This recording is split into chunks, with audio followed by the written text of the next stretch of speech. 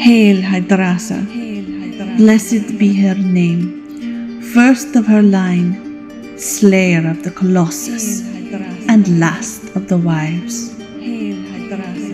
Honora Nemada, béni soit son nom, digne de sa lignée, gardien du destin et saveuse d'escalade. Deimos was the night before the mining guild found the living inscription. Deep beneath Nagara, in the bones of the fallen Colossus, line after line of searing phrases etched themselves into flesh.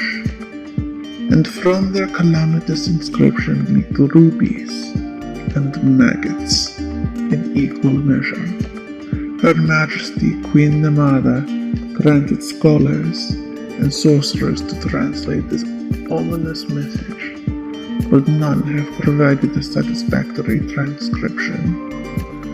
And in this city of flesh, from which monsters rise and homes are swallowed by the ever-growing body of the monstrous titan from whom this city was built, perhaps this would have been one more strange event in a city that is always just shy of reality.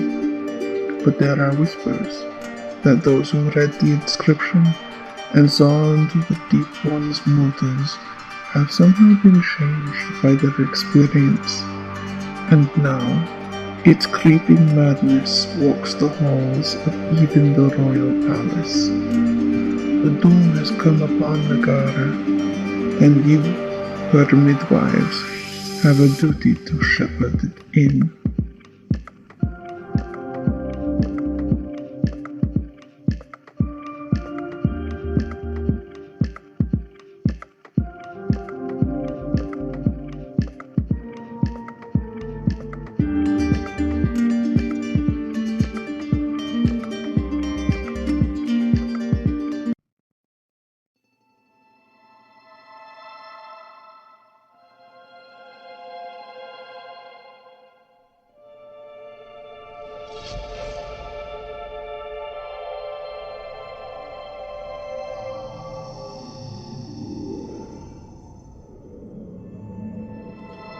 Hi, everyone, and welcome to the special episode of City of Flesh, a setting written for us by the wonderful Steffi, who plays Laurel in our Changeling game. And so I'm very excited to do this. I'm very excited by the setting.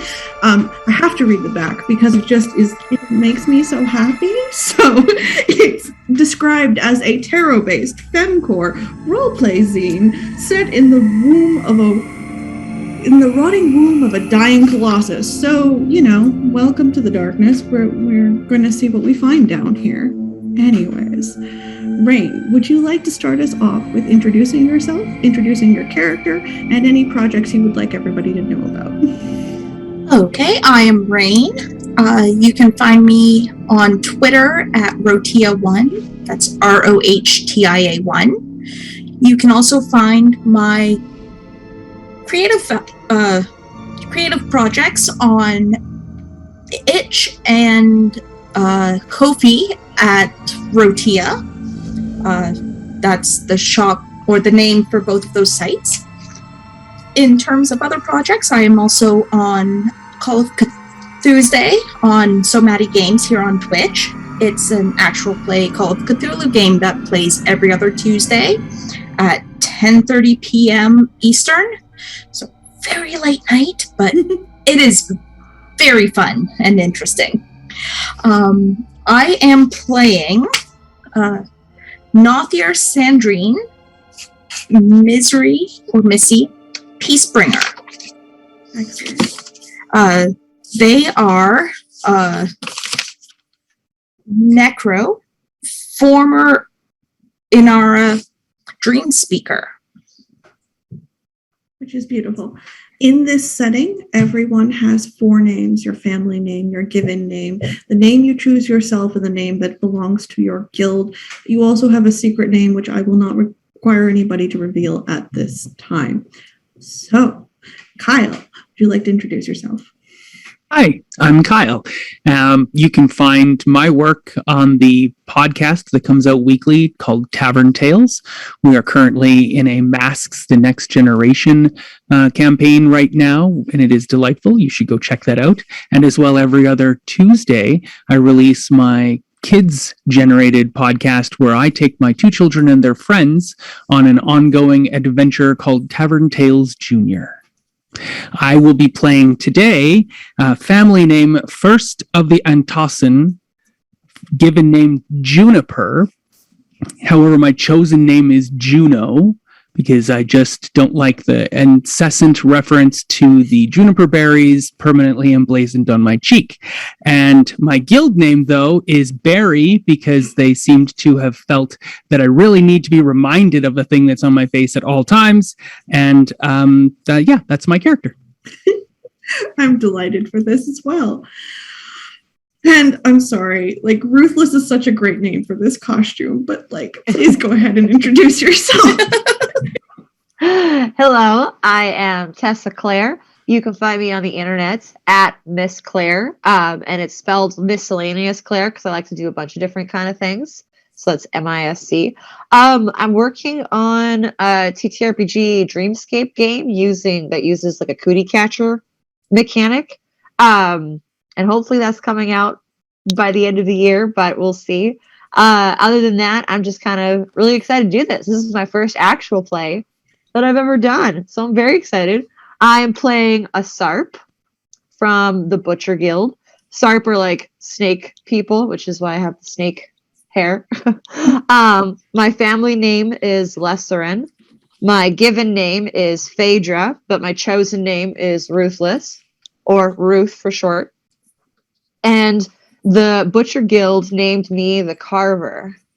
Nice. And last, but certainly not least, Velvet. Greetings, morsels. I am Velvet Divine, Diablerie enthusiast, and unseelie Wunderkind. Please address me as such. You can find me pretty much everywhere on the interwebs at OG Brown Sugar. For this one shot, I'm playing a relic of the Artificer Guild. Family name Yorha, definitely not a Nier Automata reference. Given name Munin. My chosen name is Memoria Sacrum, and the guild calls me Memento Mori.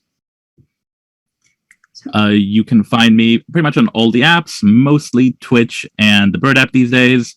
You can also find me on the Stories of a Broken Sun and Flight Risk podcasts. I'm one half of Velvet Fiend Rabbit Productions with my good friend Dwayne Feenstra. Currently, we're working on a Super Sentai audio drama, Tubular Teens with Titans. You can also find me Sunday evenings at Honey and Dice for Clockwork Vines, Sunday afternoons at Nerds with Dice for Gehenna Principle, a Vampire 5e campaign, and Saturday evenings at the Bard's Playhouse for Fallen London, another Vampire 5e campaign. And I, as most of you know, I'm your Oracle, Spectre Lafette. You can find me most of the time running our Changeling game, in which Velvet is normally a part of. Normally runs on Fridays. It will be back September 10th, but we're on break right now. So season 4 is coming, and they haven't done anything bad, like, I don't know, contract a god, turn into a kaiju, nothing at all, find their own graves. No, none of that bad stuff has happened. Nope, I don't know what you're talking about.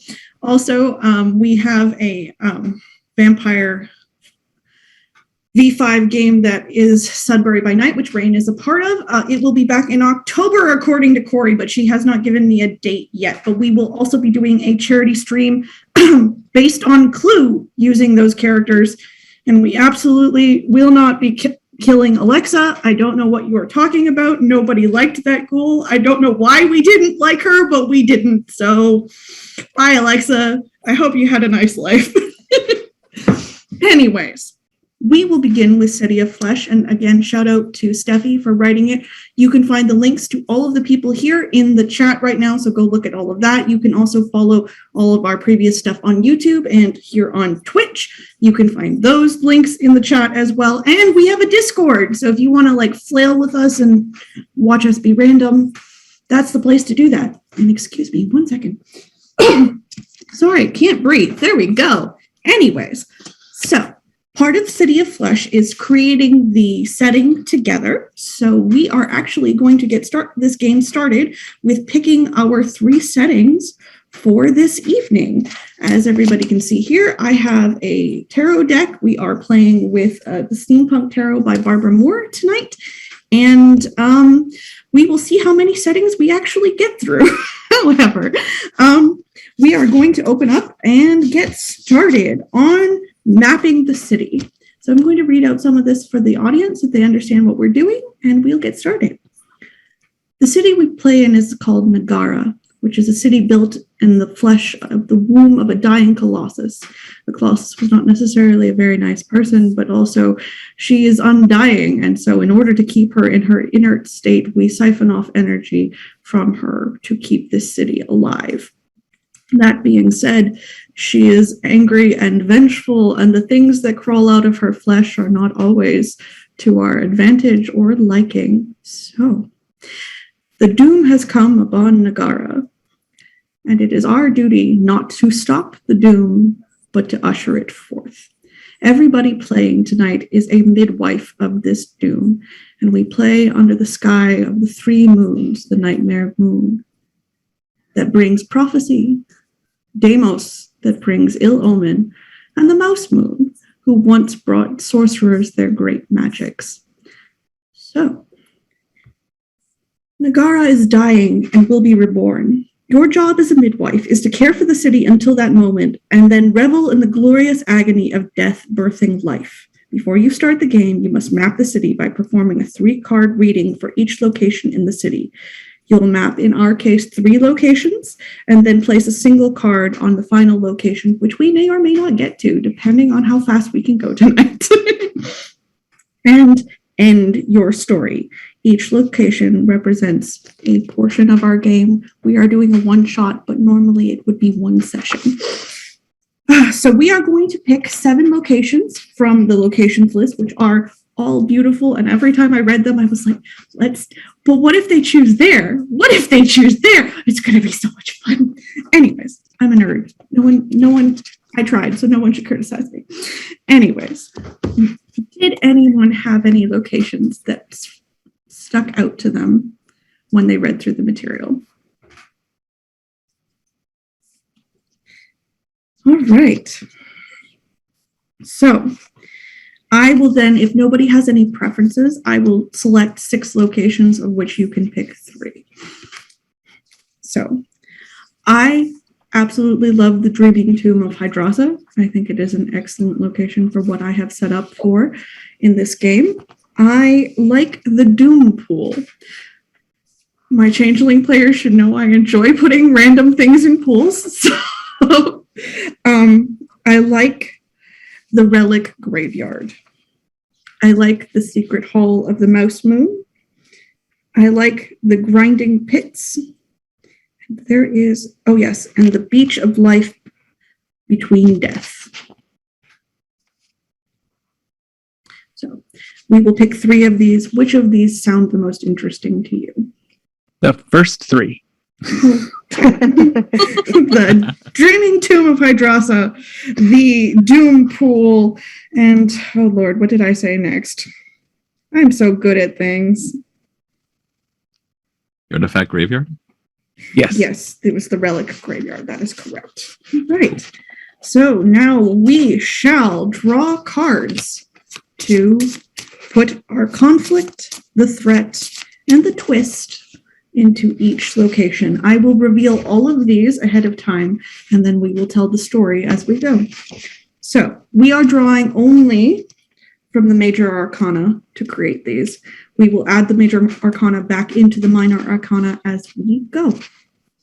Anyways, the conflict for the Dreaming Tomb of Hydrassa is the devil. The threat is the magician. And the twist is the world. Y'all didn't want anything easy. The Doom Pool is the sun.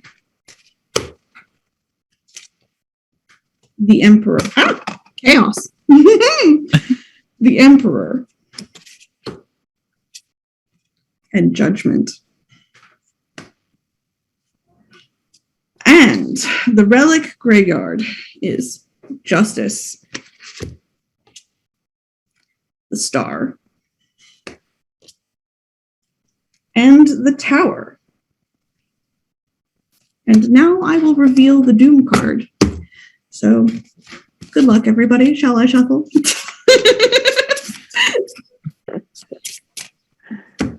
Your Doom is the Empress. Oh no! And we shall put that to the side. How come it wasn't the tower? That's because Junie's not here. Only Junie can do that. Yeah, true. Anyways, as we now go, we will now start at the beginning of the session. So for the location focus, we will start with the Dreaming Tomb of Hydrassa. I am putting these 3 cards to the side for the other locations tonight. We begin with 5 questions for each location for the players. I cannot answer these questions, you must. So, the first question for the Dreaming Tomb of Hydrassa is, why is this location important?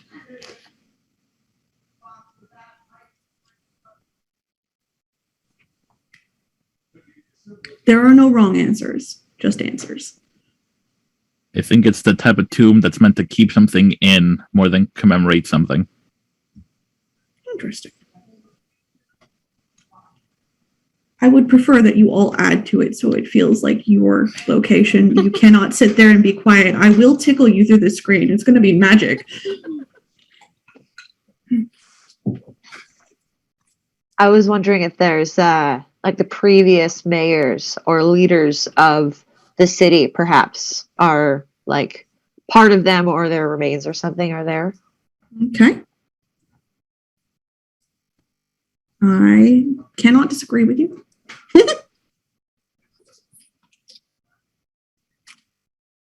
Rain and Kyle, do you have anything you'd like to add to why it's important?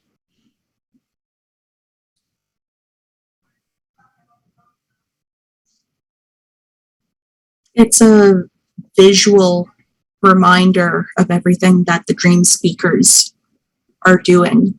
Okay. And kids dare each other to go there because they'll have dreams of portents of the future. Ooh, I like that. All right. What visual, olfactory, and audible interests does this location have?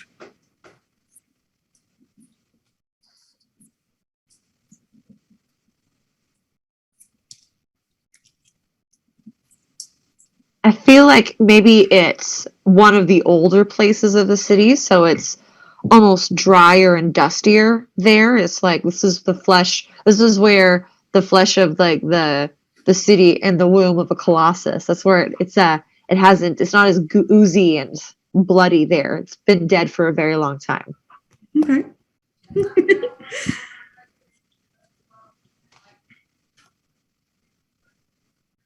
There's something sweet smelling about the area, like cotton candy on the air. Okay.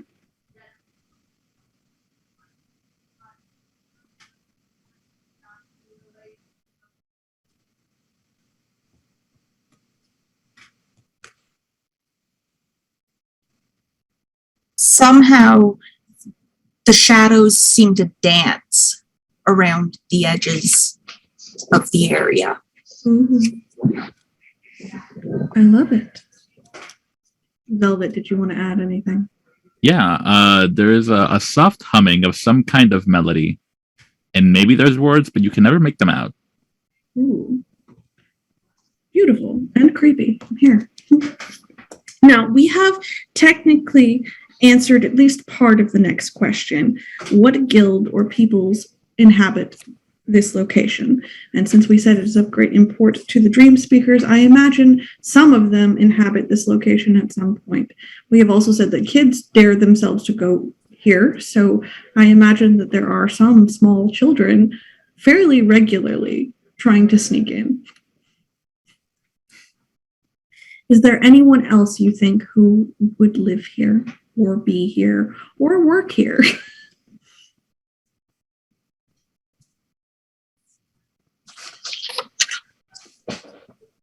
I will remind everyone that Hydrassa is the founder of the city, so you probably have a set of guards, and you also probably have members of the royal family who visit fairly regularly because people don't stay dead in this city. So just from a storyteller's point of view, those things are probably available if everybody does know that this location exists. And then I get to remind you of what each of the cards that I have pulled mean, and then we get started. So, the devil is a statue of the Colossus, bleeding from her eyes and whispering secrets. This is our main issue at the location. The threat is the magician, and a Sarp sorcerer pulls snakes from the ground in a corrupted rite. And the twist is the world, which, if I can find it, we will go faster. Dear Lord, I am sorry.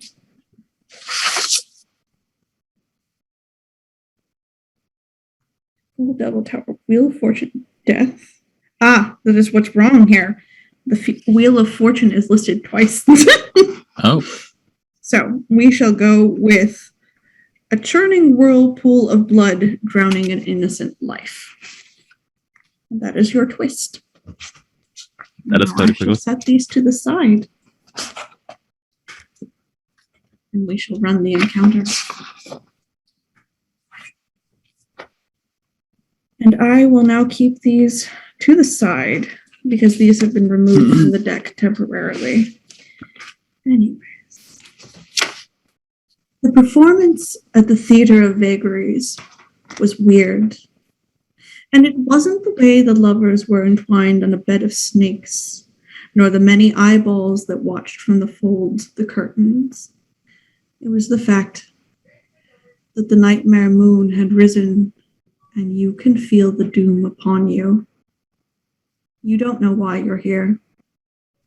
In fact, you're not even certain how you got here, but you do know your seat number. You sat down, and 3 other people whom you have never seen before sit with you and watch the performance with the same haunted expression. The performance comes to a close. It's a famous play, though a bit risque, not one you'd see in the palace. And the theater empties out, leaving nothing but 3 of you and the hundreds of eyeballs in the theater curtains. Would you like to introduce yourselves?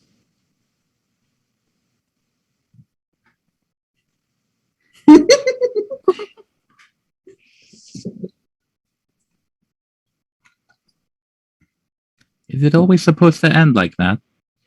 I think I've seen it before, but I don't remember it ending it like that. I was hoping for an after credits something or other. Just to maybe explain a bit, but I got nothing. Yeah, there's a reason I don't go to the theatre very often anymore. And it just seems that they're getting more pretentious every time. Did you understand the snakes? You'd think I would with the whole SARP thing going on, but really it was quite confusing from a directorial standpoint. I don't know nothing about that. I'm Juno. Oh, lovely to meet you. I'm Rufus. All right. It's just a name, not a personality trait. Oh, that's good to know. Yeah, unless you need it to be. Didn't know if you was a critic or not. No, unfortunately, I work, more labor jobs. I don't think they'd really let me critique professionally. One of the strong types. And I just start flexing. Oh my. Thank you. So be sure to remember that. By I the way, am. I'm Memento. Oh, lovely to meet you. Like a token of our appreciation? More mourning than appreciation. That's a nicer way of looking at it. Oh, like a memento. A keepsake? Exactly. All right. And you? I'm Missy. I may have seen this before, but don't remember. As you sit in conversation, introducing yourself to these people you have never met, a woman rushes from behind the curtains, her face a mess, blood dripping down from one lip. She sees you, and she's startled, like she's never seen humans before. Oh, good. I knew it wasn't over. And she screams, the heart-rending scream of someone who knows their life is going to end, and soon, and runs from the theater out into the darkness. Nothing much else happens, but if you continue to sit there for another 15 minutes or so, a faceless being walks from the same spot and past you as if you do not even exist, and out into the street. That is very odd. Like, do you think that thing was following the woman? I mean, if it was really slow.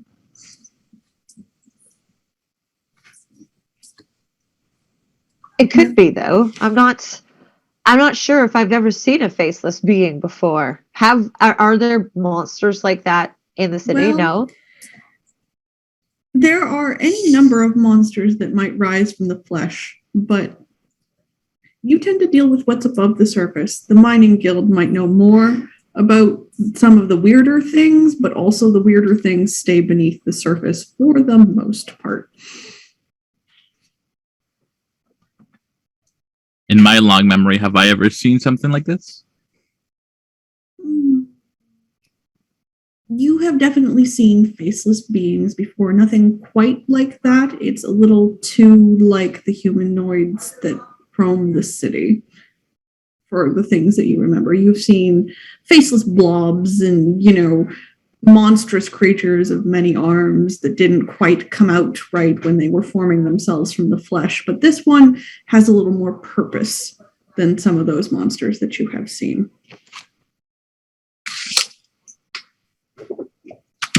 I don't know. I think maybe we should go and investigate it. I'm thinking about the lady that left and her face was all messed up. And I'm wondering, was that faceless creature trying to take her face from her? Ooh, that's a good point. Was it? Oh, thanks. Just for the audience's clarification and for our players, since this is a new game to all of us, your abilities are triggered by readings. The abilities you have are pacify, ruin, aid, feed the flesh, and spill the blood. So at any point that you would like to take any of these actions, we will perform a reading and we will find out what happens.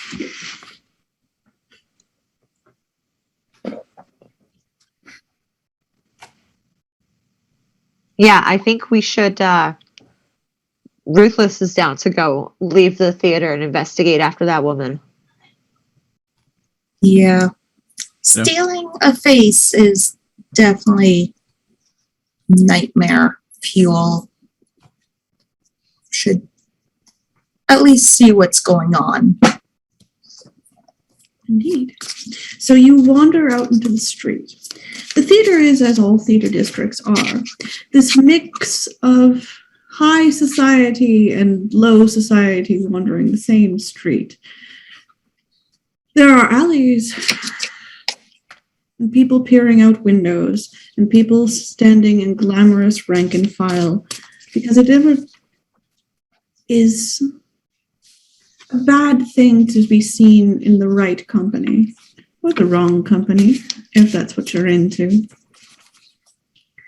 The street is crowded for such a late evening, and there's a riotous noise of a band playing somewhere at a restaurant down the street. You think it's probably a little gauche, given that there are rumors of a madness swirling through this city, and they only get louder with time. Also, Demos reached its zenith not a fortnight back, and yet no one has found the doom it brought with it. But you may start to investigate the street, or at least the actress, and the thing that pursued her.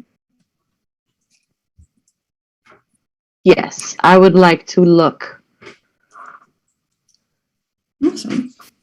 How would My you big like to, snake eyes. how would you like to look? Would you like to study your, like, the ground, like a nature type thing? Would you like to ask people? What's your preferred method of hunting, Ruthless? I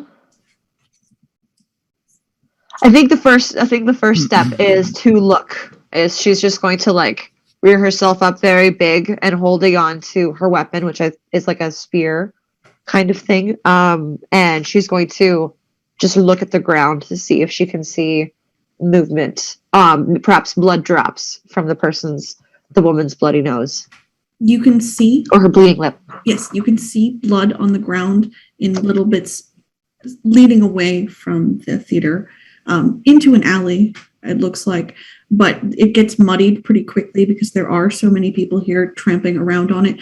The other thing you notice that is interesting, since you were the last people to leave the theater via the front door, is because you are a hunter and this is a thing that you would do regularly, there's only one set of footprints. Interesting. What's interesting? Well, perhaps this faceless creature does not have any weight. Perhaps it doesn't leave any footprints. It doesn't have any feet either? Uncertain. Perhaps they're feet that just levitate off the ground. At the very least, all I can see is that there's one set of footprints. So maybe the faceless creature caught up to the actress very quickly and then carried her. But probably not. Which way did they go? Down this alley. But then it gets muddied and confused. So frustrating. Well, maybe it's all still part of the show and we're getting some sort of after thing. I think we should pursue it. An interactive package. As you begin to walk down the alley, you discover that this is a sort of passageway between wealthy segments of the city. It's for people who need to get there without being seen by the people who would care that they were too dirty to be seen, even in this town of blood and flesh. There are small dwellings above this alley, the kind of places that rent for cheap, and no one remembers what happened there because there's nothing to see and no one to be when you're here. But the blood, it's gone, it's muddied. But what you do hear is the chattering of rows and rows of teeth. How many rows? A good 20 or so.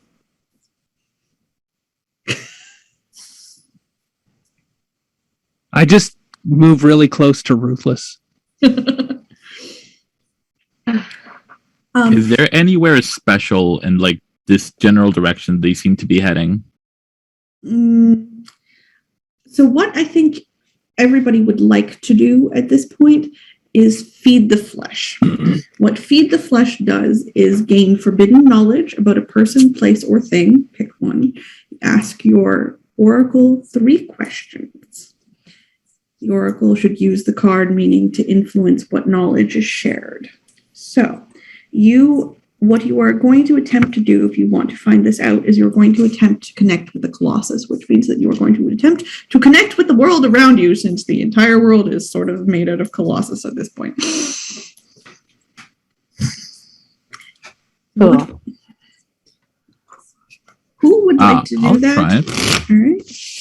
Let me perform my reading for you. I will shuffle. Tell me when to stop. Now. Excellent. For a second there, I thought it was going to be like pepper at the, or cheese at the Italian restaurant. And Velvet's just like, keep it coming. Keep it coming. I'm never going to tell you to stop. This is interesting. So I was tempted. all right. So what was drawn was the 8 of Cups face up. So you do succeed at finding forbidden knowledge here. You actually get information from the guilds. Oh. And you get it from the dream speakers. And the 8 represents resurrection, will, and magic. So as you connect with the Colossus and her mighty rage, you feel your mind begin to wander. And it's not of your own doing. You're certainly not going to take a nap in the middle of the street while there's a faceless being hunting down an actress that you don't know. In fact, you're not even certain how you got here in the first place, so now is definitely not the moment to take a nap.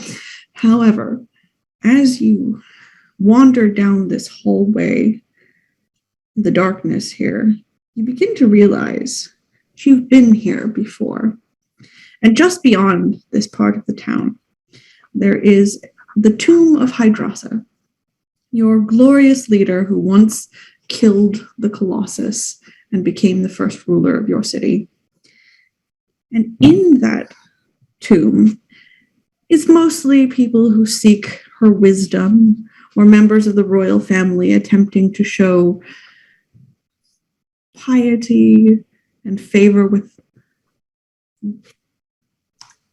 the ruling power, in that you remember from which you came.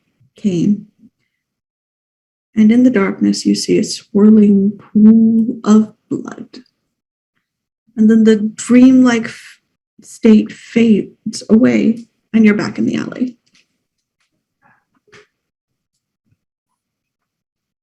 I think they went to the tomb of Hydrassa. Oh, I've been there many times. I have great knowledge of the city. I know it. I have an innate sense of direction and of the city as I know my own form. So I know exactly how to get to the tomb. That is a way. very interesting place for them to have gone.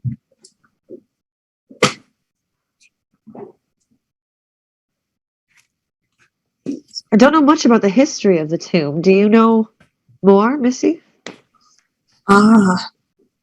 Well, there's times when the dream speakers are able to pacify the nightmares easier from there, but it's never when Deimos is high. Missy, you also know, and though I don't know if you would reveal this to the group, it is uncertain that Hydrassa is actually buried there. Okay. Given that it has been so much time and so many rulers since then, And the proclivities for the city for necromancy are very high. But you follow the alley forward and out into a more bustling, more residential area. And then just beyond that to the great looming structure of Hydrassa's tomb. This tomb is ancient. It's been there forever. And it's well guarded by the queen's sword and by the butchers when they can be bothered. Hydrassa is beloved by the city, but Nemada is not. So I used to date a god there named Paraffin, and he used to sneak me in after hours for a little, dreamscaping. So I'm not too sure, though, if it's a good thing or a bad thing if Paraffin's there today. So honestly, well, not that I never had no face, but I kind of ghosted him. I'm gonna die. Then just go, ooh, very loudly. Maybe you'll scare him off. Yeah. Worth a try. Or if need be, just pretend that you've died and that you've come back as you've been resurrected with no memories. No, none. Shell of your former self, you don't know. That's a good one, too. You're coming up to the great hall of the tomb of Hydrassa. The front bit of it is public facing. You can visit the statues in her honor. You can see the great pillars and the great architecture of the founding of Nagara here. But beyond this is a temple of sorts for the dream speakers. And they allow very few access to it for fear that the muddled minds of others will cloud their dreaming. They feel closest to Hydrassa here and her body. And so the guards keep all but the very select out of the private rooms in the back. But as you watch the groups, there's something not quite right. A skittishness, an anxiousness that you can't pin to anything. And this is a city that's used to spiders and snakes and things crawling out of the walls, and yet they are uncomfortable here in even their own hero's tomb. And as you watch the crowds, you think you catch a glimpse of faceless people, but every time you get up closer, they are just people admiring the statues and seeking the wisdom of Hydrassa. Hey, Missy, is it just me, or does it seem like people don't have faces and then they do? It really does, and everyone seems on edge. The nightmares can cause that, but this is definitely different. If you attempt to access the back rooms, guards will bar your way. We could try to go to the back rooms. I'm kind of good with people. Do you think that would help? Let's try. I'll try to get us in first, and if they don't let me, then you can try talking. By all means. All right, so what you're attempting is a pacify action, i.e., the person you are dealing with has not negative emotions towards you, but is antithetical to what you want to do currently. So I will have you pull a card. Let me know when to stop. Now. Oh dear.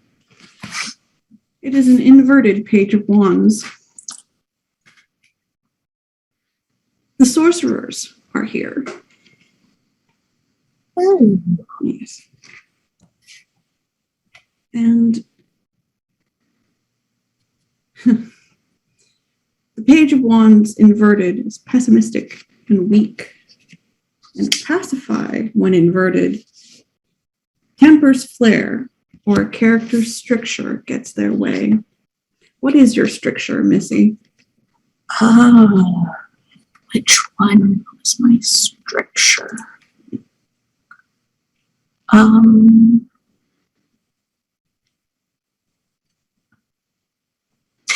don't just hunger for the flesh of my own people, but anything living. He smells delicious. In fact, it's been a while since you ate. Yeah. And this poor member of the Sorcerer's Guild seems distracted by whatever's happening in this tomb, and you just think that if you just grabbed him and pulled him to the side, that it would solve all the problems, and you wouldn't be hungry anymore, and he wouldn't be in your way. And we could get into the back room.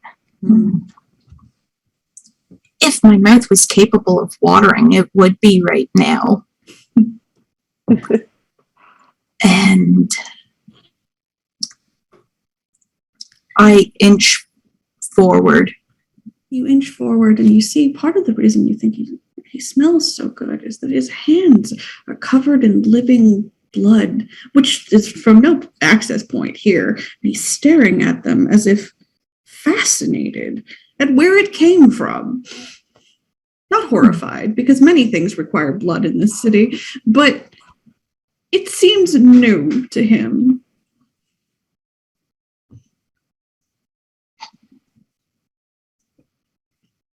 He's still in your way, though. Like, he hasn't moved.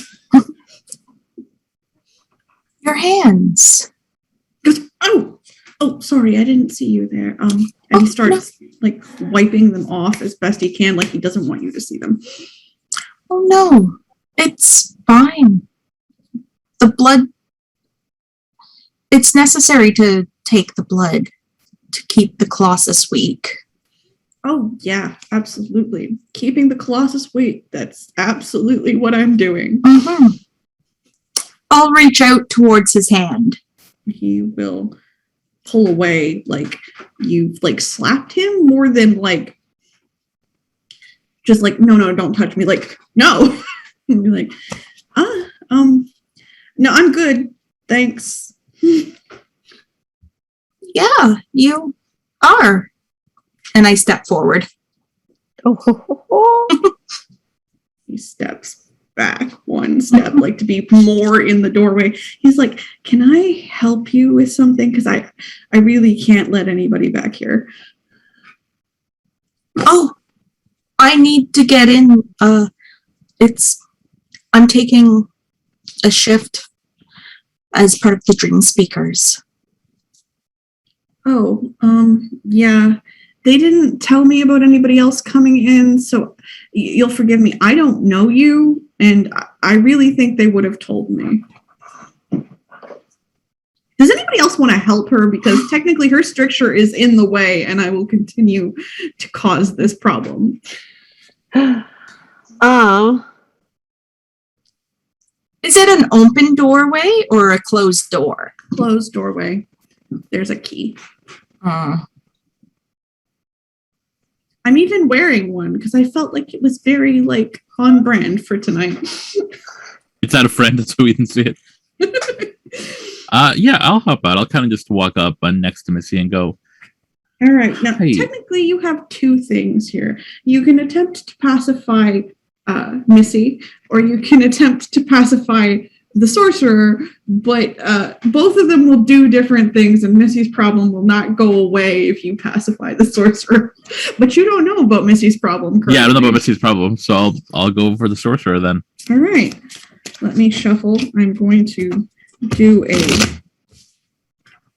combining so that it changes the orientation, and tell me when to stop.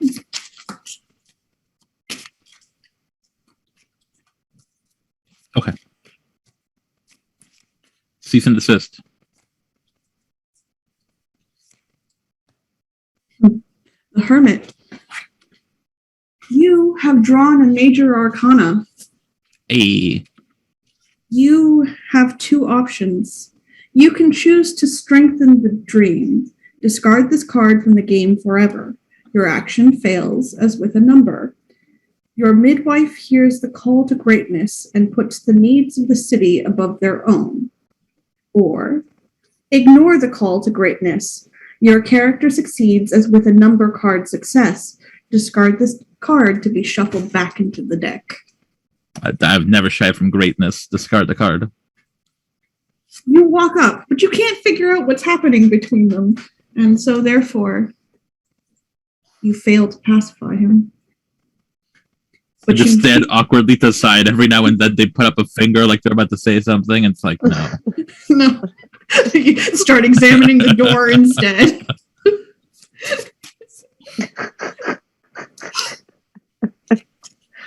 Missy, what would you like to do to this sorcerer?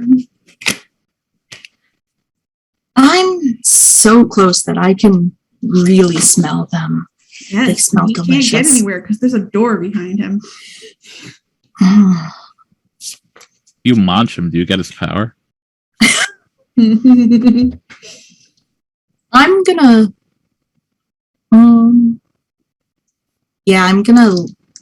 step in even closer and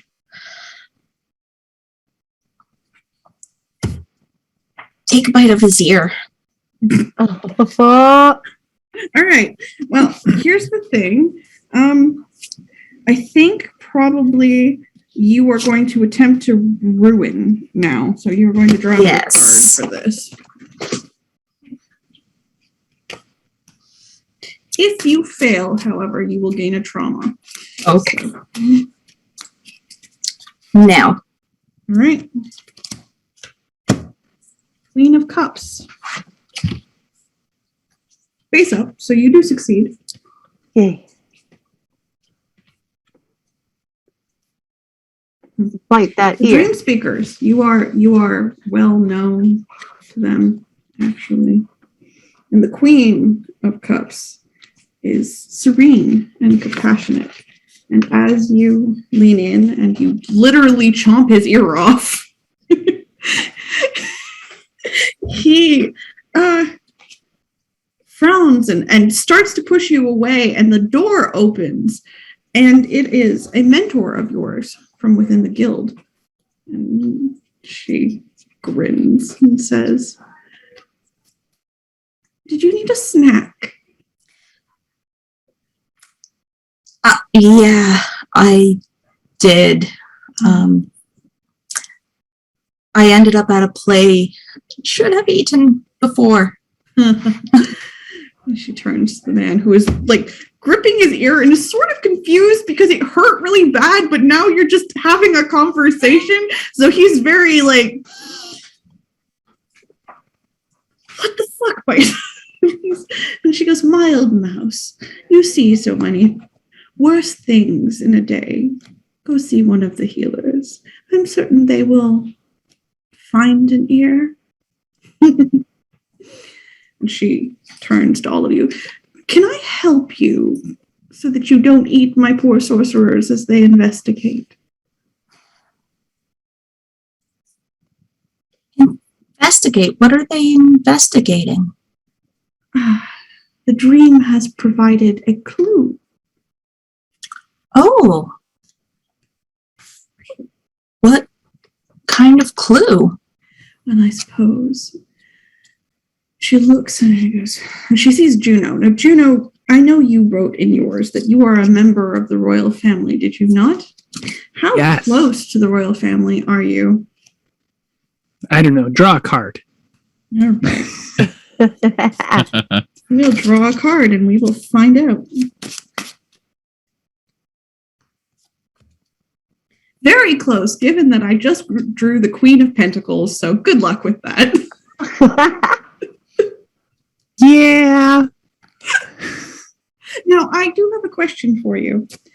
In the War of Succession that is very definitively not going on, whose side are you on? The side currently in power. Yamada. Excellent. And goes. Missy's mentor looks between you and goes, "You have unfortunate ears with you, and not just the one in your mouth, dear.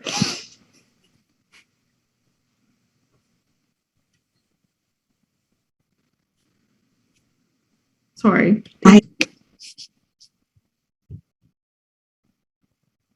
Rain, I think I missed what you said. Sorry. I do. I think there's some tech gremlins. Seems silly. Okay. It's not a game without tech gremlins. For that.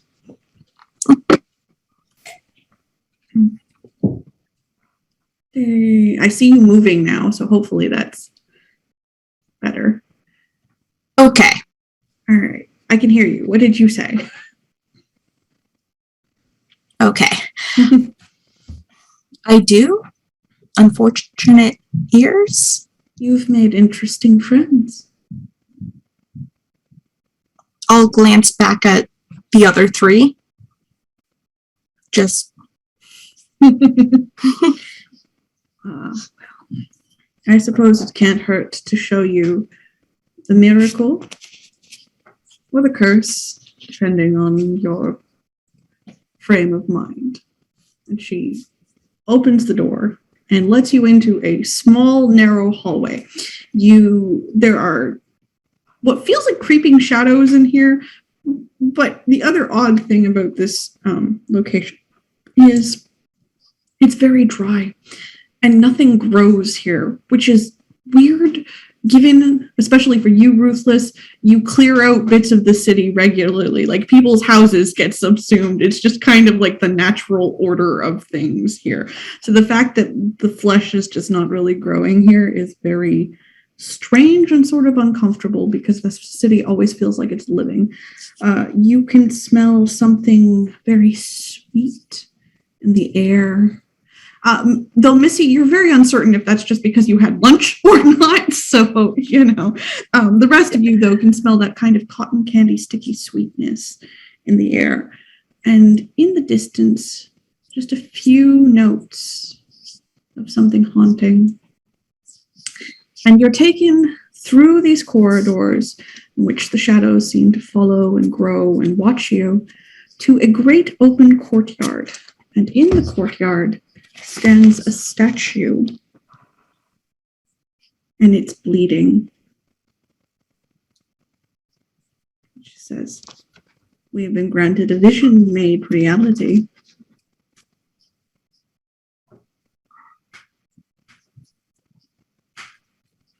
Since I'm Where an is it? artificer. Oh, sorry, go ahead. Where is it bleeding from? I believe, it's eyes. Is that the same place the actress was bleeding from? No, the actress was She was bleeding from her lip. Okay. I'm an artificer. I'm sure I have like all sorts of bits and bobs with me to make things. Yes. If I have any sort of glass vial, can I collect some of the blood? Sure. Roll me. Oh, no. I'm so used to saying roll me. Roll me dice. No. You're going to do you're either going to feed the flesh in order to find out what's going on here, at which point you may be able to get some blood from the ground while you're doing that, or you're going to pacify Missy's mentor, who is not just going to let you wander up and be like, "Please let me have some blood." The rest of you notice, as you stare at it, it is an effigy of the Colossus herself. And while nowhere near as tall as the Colossus once must have been, it feels very in scale here. It looms over all of you, and it bleeds quite literal buckets. Yeah, I think I'll try to pacify Missy's mentor. All right. Let me do one mix so that the orientations change. And tell me when to stop. As I try not to play 52 card pickup. It'd be like that. Stop.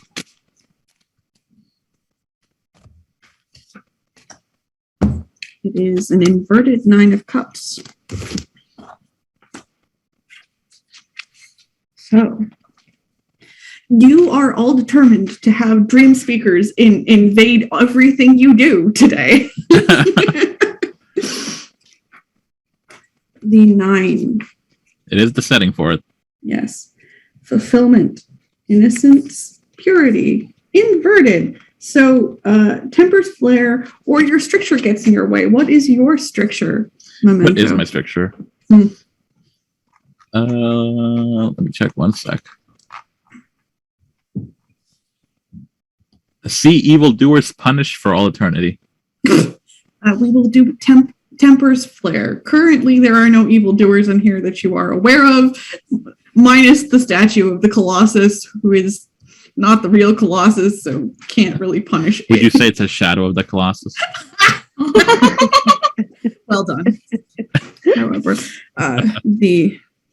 you turn to Missy's mentor, who has named herself Luna, and says, can I collect some of the blood, or what would you prefer to say to ask this question? Yeah, no. I'll just like hold up a little vial, produce like a little vial from one of my sleeves, just be like, I'd like to collect some blood And for the record. The rage that breaks out across her face, and she turns on Missy and she says, I see you have not one but 2 unfortunate members in your party. You should choose your friends wiser. It was a mistake to bring you here. Get out.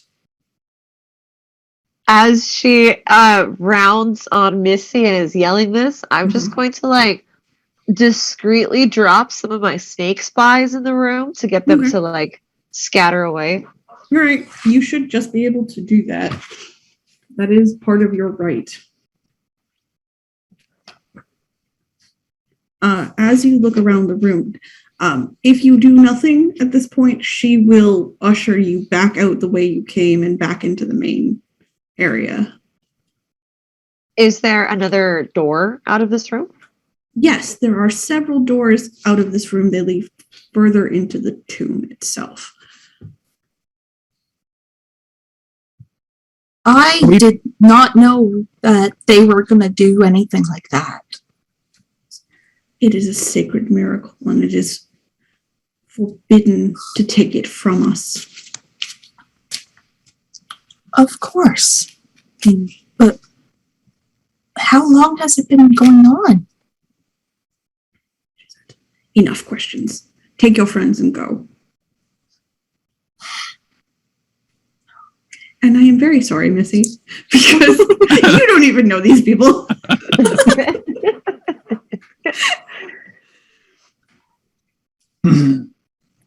Are we certain that the faceless being and the actress went through here? Can we ask Missy's mentor that before we are ushered out? Just like, really Absolutely. quick. Yeah. Before we leave, did you notice anybody? We're tracking an actress with a bloody face who seems to be followed by a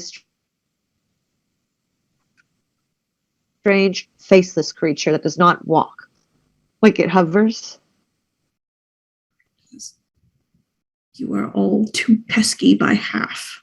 Get out. That really wasn't an answer. I don't expect you to understand the miracles produced here. Missy, return only when you are ready to approach this with your own eyes and no one else's. Of course.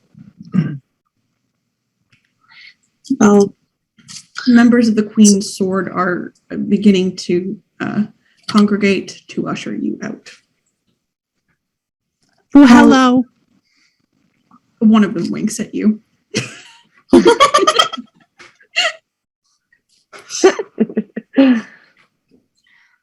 I'll slowly walk out. All right, yeah. Slither away. Back in the main area, you still are certain that some of these people, when you look at them, like glancingly look at them, have no face. And then you get close to them and you're like, no, you're just another Sarp, another Anakim. Okay. Why do I keep thinking this? Does there seem to be more people that appear to be faceless as we re-enter? Like a larger No. percentage? No? No. Okay. Memento. While you were not permitted to gain any of this blood, you are aware that it is leaking a large amount of blood, and it's not in the floor. So it's probably going through the floor because physics still works. There's So like I'm some kind of wondering, chamber. Memento, do you recall you said you had a really long memory? So I was wondering, do you know maybe that the statue was actually a fountain long ago? Do I? And it's just like, come back? Do I remember any kind of omen like this? No, this was never a fountain. At this point, you hear the blood-curdling scream of the actress again. Now, it's not directed at you, but you've heard this scream before, and it is from somewhere farther into the building. I gotta tell you, the more I hear it, the less it curdles my blood. Are there any other ways into the building that I know of? There's probably some sort of access point on one of the sides of the building, largely because not every dream speaker is going to want to wander through the crowds trying to like ask for the blessing of Hydrassa, show their piety, just be seen there. The dream speakers are working here. They're not in the gift shop. Is there perhaps a secret guard entrance that I know of, being a butcher? You definitely know that most places in the city can be accessed through some sort of tunnel. It's a body. And if there isn't one, you can always make one.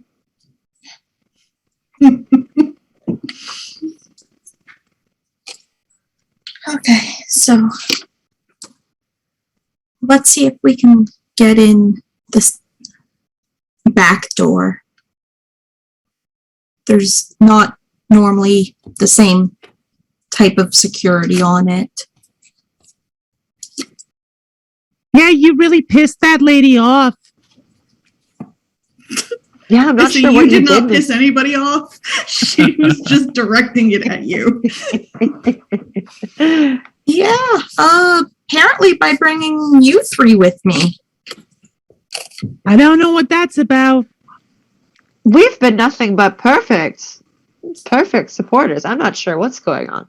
Well, I thought we've made a great team.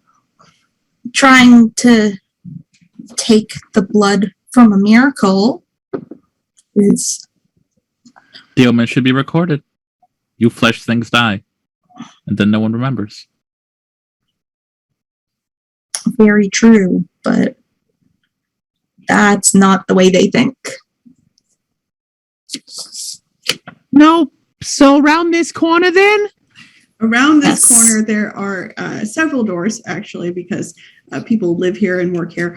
There is a kitchen/organ area, largely because we have a thriving organ market in this town. Is there an organ trail? Yeah. I'm sorry, I can't help it. It's compulsion. It's the Oregon Right, well, Trail. yes. Oh man, it sounds pretty awful to me. I wouldn't want anyone to dissent or tarry. I'm sorry. Now that we've done that. Just gonna sit here and then trail off. Glorious. I think my favorite thing about that is the literal solution given medical practice at the time for most of the things that are wrong with you on the Oregon Trail is drink clean water. No, I'm serious. Just drink some more clean water. Make sure it's clean. Don't Right. poop in it first. Right, and then drink the water. Anyways, moving on from that.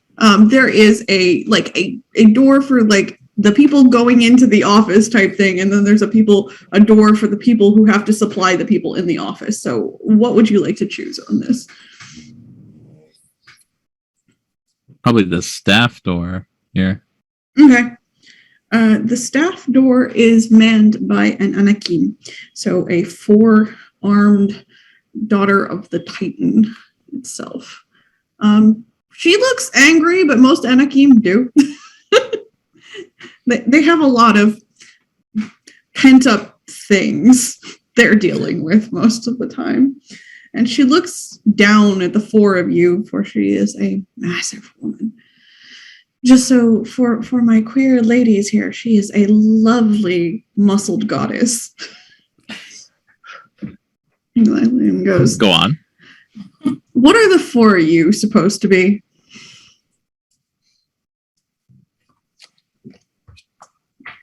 Well, as you can see, and I pose with my little spear, I am the Carver from the Butcher Guild. At least somebody competent. The rest of you? They're all with me. They're just, minions, helping me buff my scales and look super tough.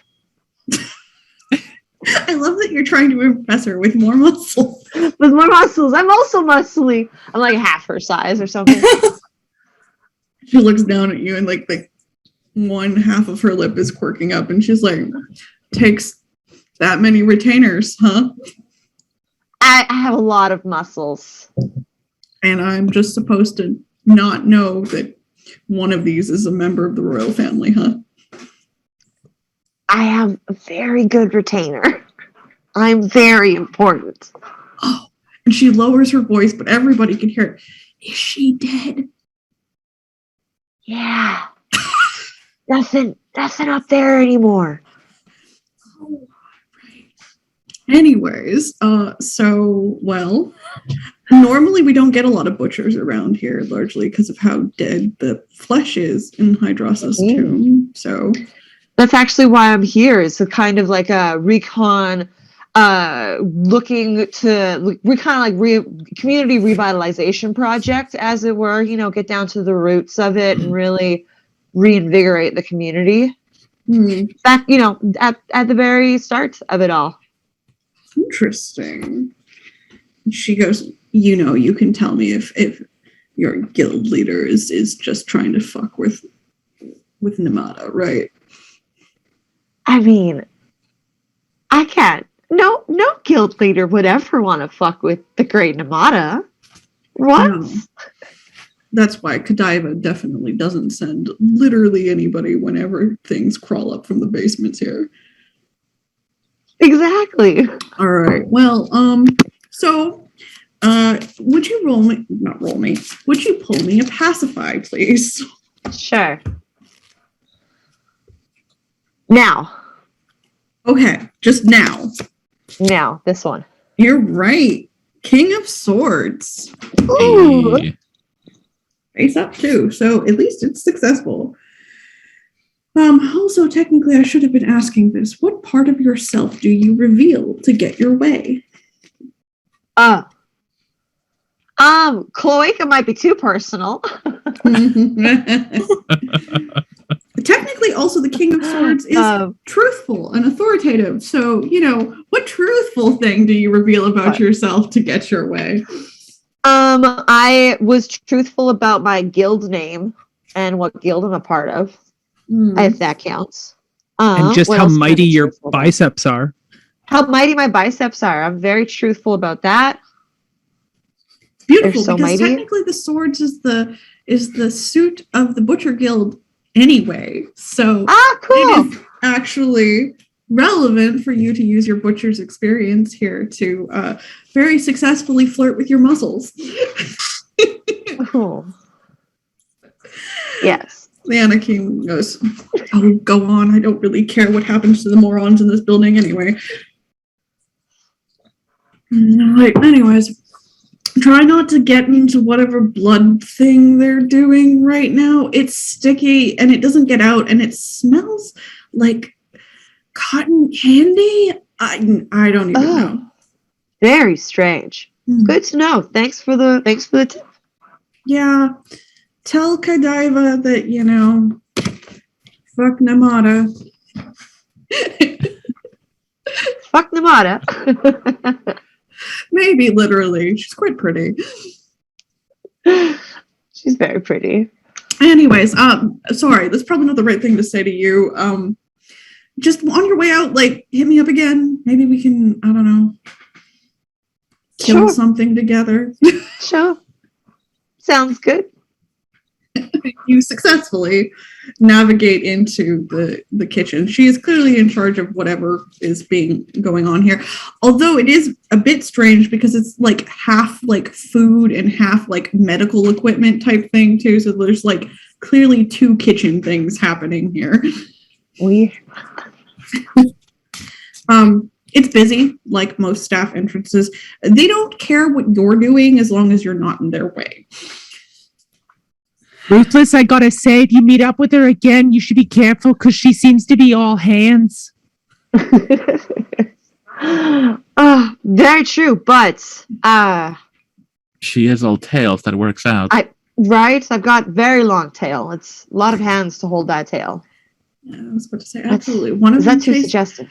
Chasing tail, and the other one's well getting handsy. I'm sorry, like.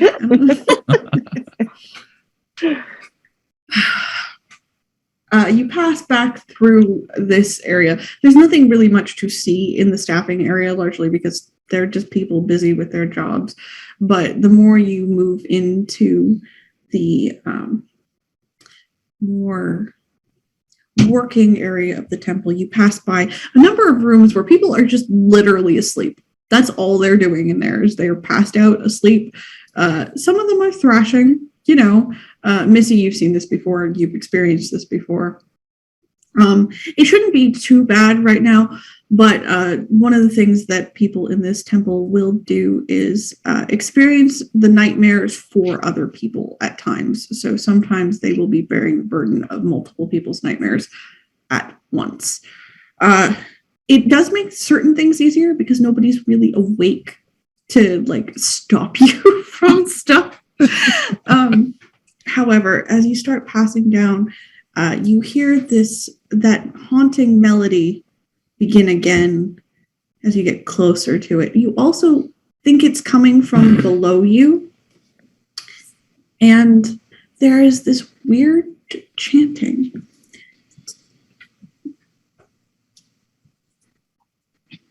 Is the chanting something that I would recognize as normal? No. Okay. It is not normal. Ruthless, you are slightly more aware of the chanting, largely because it sounds serpentine. It has a hissing component. But I can't catch any words or anything? No. Okay. Interesting. I ask my snakes on my head if they can catch any words in the hissing. Okay. Do you hear anything? No? Okay. They are skittish. Your snakes on your head are skittish, actually. Whatever they hear is making them upset and nervous. What the hell is going on here today?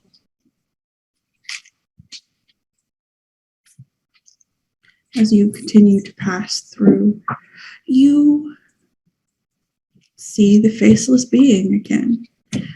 Ruthless, you are certain it's putting its foot on the ground. It has feet. It leaves no footprints. No footprints. Okay. No footprints. How far ahead of us is it? It's rounding probably the next corner. It's fully all the way on the other end of a hallway from you. Does it look like it's moving fast? No. Okay. Can we try and catch up to it? Yes. I would like to do that. Okay. You do catch up to it because we don't have to roll for dexterity or anything in this game. It's not even difficult to catch up to it because when you catch up to it, you grab an unsuspecting dream speaker who looks at you like,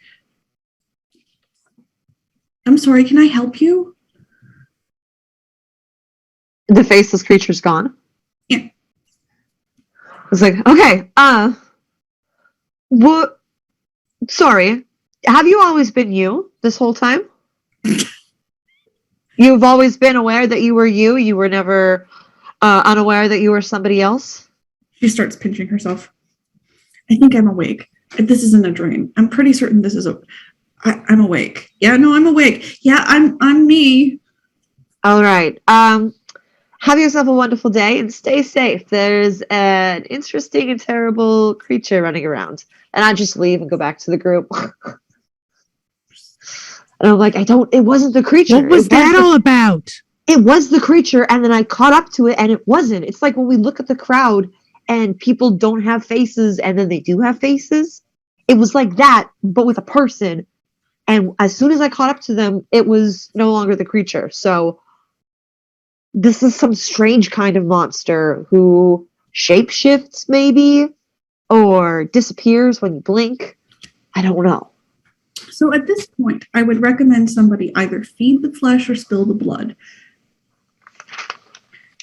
If you what is spill the blood again? So spill the blood is when you use your Newman to your advantage or perform a rite. So for example, the Newmans the relics have are I do not suffer from fading memory, or I am hardier than most, or I feel things keenly. So I'm not concerned. Feeding the flesh will give you answers either way. I mean, I'm down to use my Newman. Okay. So I will shuffle the cards. We'll see what happens. This is the wildest mechanic, guys, just from like a storyteller perspective. It's great though. I love it. It's so neat. All right, stop. The 10 of Swords, upright. So, butchers. Some more butchers. We got some more butchers going on. Endings. Interesting. All right. What is your Newman? My Newman is I remember things that others have long forgotten. Then yes, you do remember something here. In fact, it isn't the body of the woman that you saw running off the stage, but that screams familiar. It's somebody you've met, probably like 100 years ago.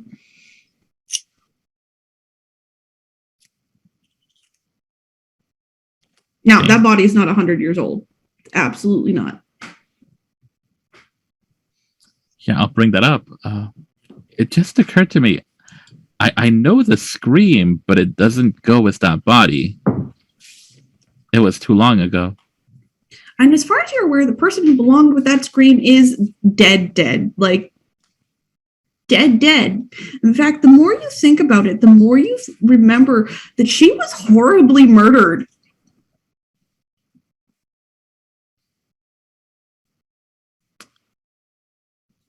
Yeah, there's no way that scream could be back.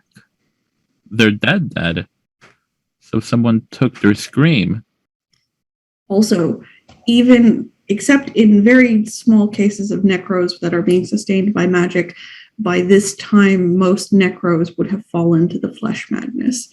So even if she was dead, someone raised her again, it's very unlikely that she would be like conscious enough to be running away from some faceless monster.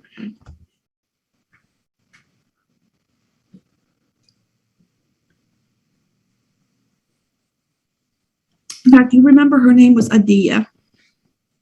Adia? Okay. Mm-hmm.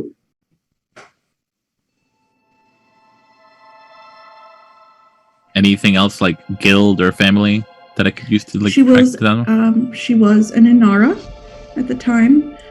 She was part of the mining guild. I believe her name was Adia from the Miners Guild. Miners Guild. The miners are the ones who dig in this very tomb. correct, who like go down to the further rooms. They were just speaking about that. Right. So, wait, perhaps this monster steals faces and voices.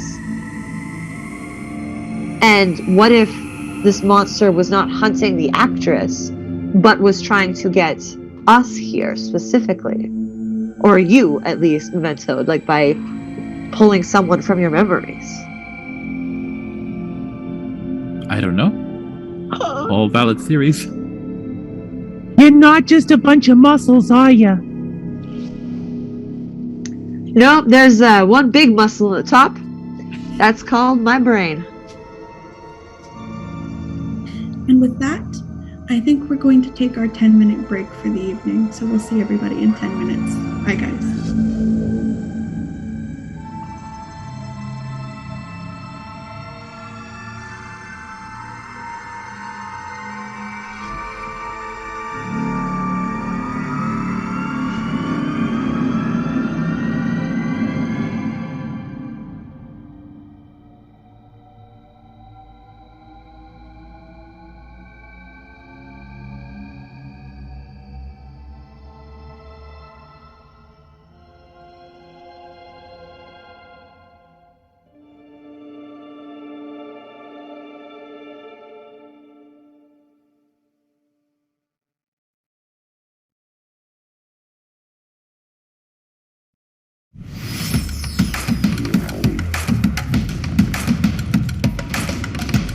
We picked up these four in Andromeda. You should see their service records.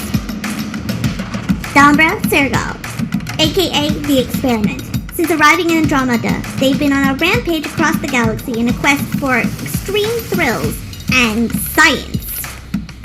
Aviva Nar Vera, exile, thief, wanted on over a dozen counts of sneaking. What the hell? Alumi Driss has been traveling recently as Aviva Nar Vera's personal distraction / battering ram. Project 64144734, also known as Galatea. Who called her that? Herself, mostly. They're wanted largely on charges of tinkering, tailoring, and surgery. Oh, I'm sorry. I didn't know how this machine worked.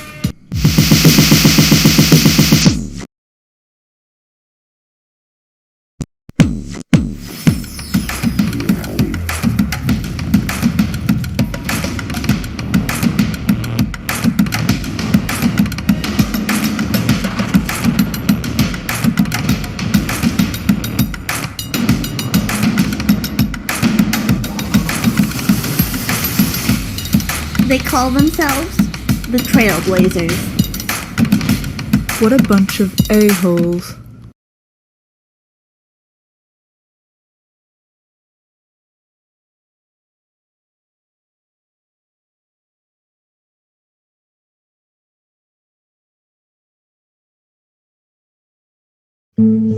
Welcome to Project Trailblazer. A little over 600 years ago, the species of the Milky Way decided to step boldly out into the darkness. They decided to cast off the shackles of the familiar and venture into the quiet between the stars. And on the other side of the void, they found Andromeda. They found the Helios cluster. There they found that the promise of golden worlds was a lie, and instead of perfect colony worlds ready to be settled, they found hellscapes that would have tested the mettle of even our most legendary heroes. They found hostile aliens bent on creating their own personal ethno-state, and they found the Scourge, a mysterious cloud of dark energy fully capable of ripping even the sturdiest ships to shreds. But along with the trials and tribulations, there were triumphs. Ark Hyperion was the first to arrive, carrying the Pathfinder Sarah Ryder and her crew. Together, they braved the wilds of Helios, discovered the intricate vault system in the Remnant, forgotten vestiges of the enigmatic Jardan. They met with and formed alliances with the indigenous Agara who, along with the Remnant, were creations of the Jardan, and with their help, they broke the back of the Ket incursion. 10 years has passed since Pathfinder Ryder disembarked onto the Nexus, and in that time the other Arks have arrived as well, each with their own hardships and fresh traumas. The Quarian Ark, the Keylesea, being the last to arrive with perhaps the most disturbing tale of all. Relations with the Angara remain good years after arrival, and Ket sightings have gone down. Even the Scourge seems to be behaving, but despite this relative good fortune, people are, well, getting bored. No one came to Andromeda for an easy life. They came to find the unknown and either befriend it or punch it in the face. But of course, you know all this. After all, you joined the initiative. And whatever your private and personal reasons were, you do at least contain that core desire for adventure. With that in mind, Nexus Station is assembling a team to travel outside of the Helios cluster to see what is to be seen. Probes have been sent out beyond the cluster, each one equipped with an AI and a tracking beacon. Your mission is to venture out into the unknown, find what other life might be out there, find any other potential golden worlds, avoid the Ket, and, if possible, learn the origins of the Scourge. The four of you have been chosen for your unique skills, knowledge, and adaptability.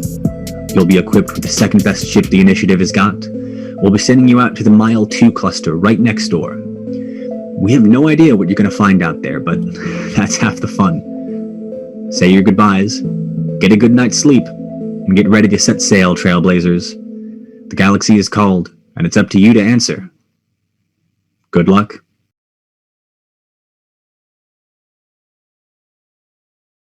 City has gotten too crowded, and now there's only one way out.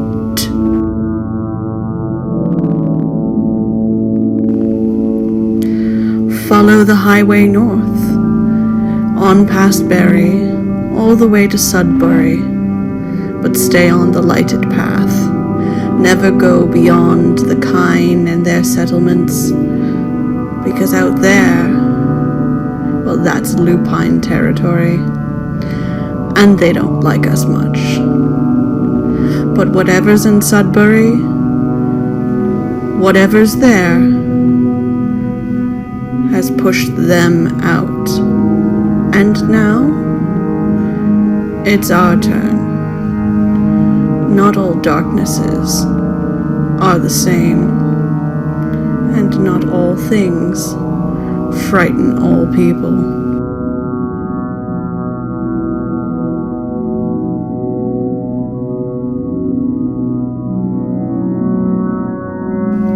You never know what's behind closed doors, or what secrets you may find.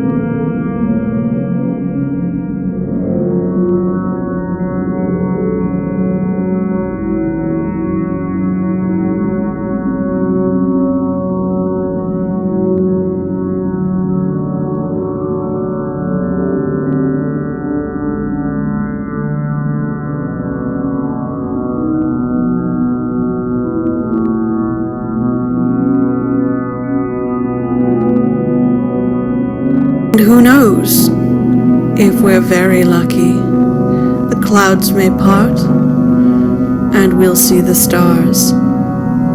Coming this Saturday at 1 p.m. to Archives of the Dragon. Hail Hydrassa, blessed be her name, first of her line, slayer of the Colossus, and last of the wives. Honora Nemada, béni soit son nom, digne de sa lignée, gardien du destin et serveuse d'escalade. Deimos was the night before the mining guild found the living inscription.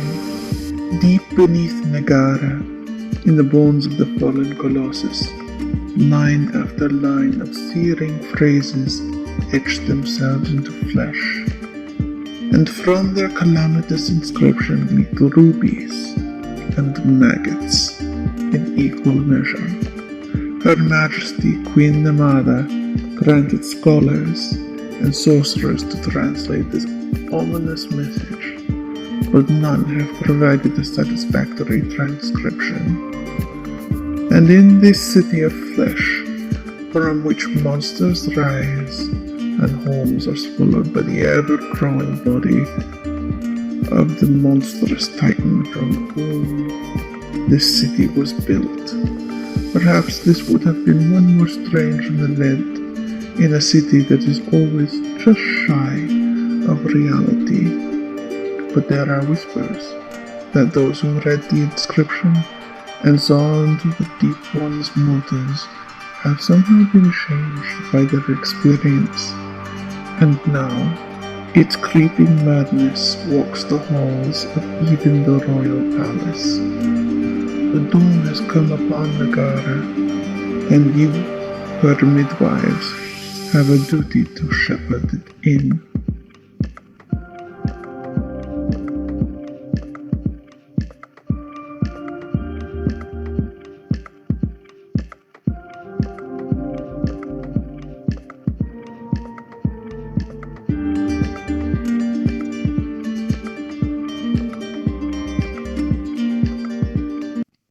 Hi, everyone, and thank you for sticking with us during the break. We were about to find out why Memento remembered this woman who is very, very dead. So, what would you like to do?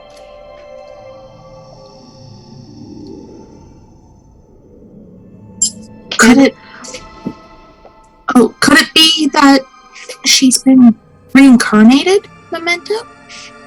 Do you think that's a possibility? No, it would be too far along. Even if she was brought back right away, she would have succumbed to flesh madness by now.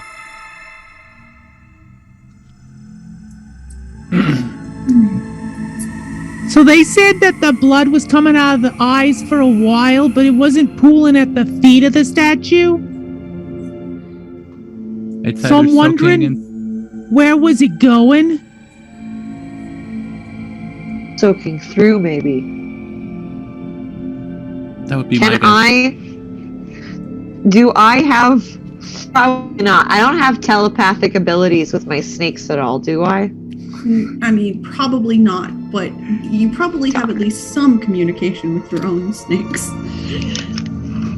Because I dropped some of those in like the room with the statue to spy for me, and I'm wondering how I can get back to them.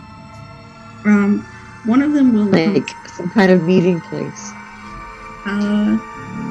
So I imagine that there is some sort of like homing instinct in your particular snakes, largely because they're your snakes. They will come find you when they have found something interesting. Which may take them a minute, given that you are like wandering around currently. Perhaps we should follow that person that appeared to be the faceless monster and wasn't. Yeah. Makes sense. So if you go farther down the hallway, the person who had been the faceless monster has retreated into one of the bedrooms again and is apparently getting ready to take their nightly, or daily, depending on their schedule, commune with the dream.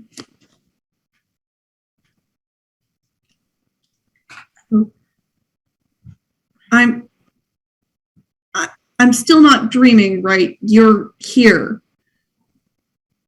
looking at you. No, I am looking at you. I had another question. Sorry. Perhaps you saw a woman with a bleeding mouth run and scream at all? She goes, not in this hallway. Did see her in my dream once. Oh, when was this in your dream? Probably like a few days ago, or? I think the first time I saw her was just after Deimos had risen to its zenith. First time you've seen her more than once? Yeah, I mean, she doesn't do much, mostly screams. Was there anyone or anything else with her?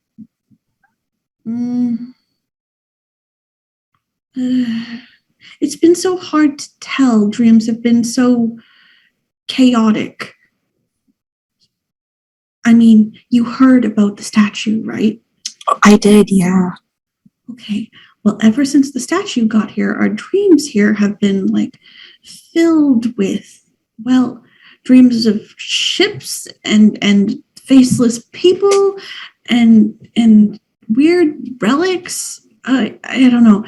Anyways, I'm not really like supposed to like worry too much about it because I still have like my duties with the regular dreaming stuff. So, Oh, of course. But there's been more than one faceless person in your dreams, too? yes. Sometimes there's hordes of them. Honestly, I didn't really worry about it too much. I mean, I once got buried in spiders, so. Oh, yeah, that's a pretty common nightmare. Yeah. But like, I feel that one felt like somebody I was dreaming for was going to get buried in spiders. It's really creepy. Some of them bite. Poison's really bad, just so you know. I can imagine. Anyways, glad that was just a dream. Glad. Who are you? Oh, I'm Missy. Cool. Missy, I am little bit. Okay. Nice to meet you. Thank you for answering the questions. You've been very helpful. Yeah. I mean, we all got to stick together, right? Us dream speakers, huh? Oh, yeah. Okay. Well, I'd say good dreaming, but like it never is. No. Hopefully the night goes fast for you. Sure. Once I dreamed about this really cool, like, I don't know, spaceship thing, it crashed. And then there were just like all these really cool aliens that came out. So maybe I'll get a dream like that. That one was fun. They like, fingers crossed. They get, shut the door, hear them getting ready to go to sleep. Okay. So it was a creature from the dream. Maybe they're both creatures from the dream that have then come to life. Has that ever happened before? Where someone dreams up a monster and then it escapes into reality? I heard of that other than just creatures. Given that dream speakers often pacify the nightmares of the Colossus, yes, it's hypothetically possible that the Colossus in her rage could dream something into existence, but it wouldn't usually like manifest around the dreamer. It would be born from the flesh or something like that. I mean, yes and no. That's what a lot of the monsters that emerge are. But they're from the flesh. This faceless thing seems totally different.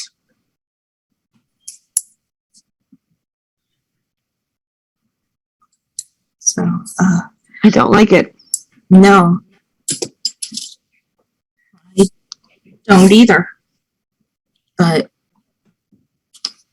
you hear the scream again farther down.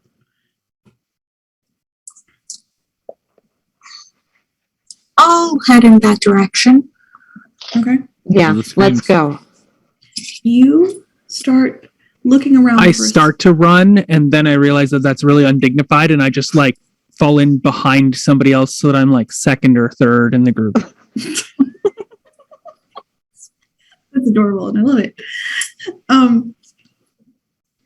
As you start to run, you realize that you can see a staircase, and stairs are a pretty easy way to get downstairs. Now, if it's far enough, you don't know one way or the other, but you start to head down the stairs, and it goes longer than you like think from the exterior of the tomb of Hydrassa. So you're 2 or 3 floors down, and the stairs haven't stopped yet. And as you near probably the 5th or 6th floor of I keep wanting to say interior, and that's not the word, of descending into the basements, you come across a body. Careful with your steps there. There's a body here. Is it the woman? It's Adia.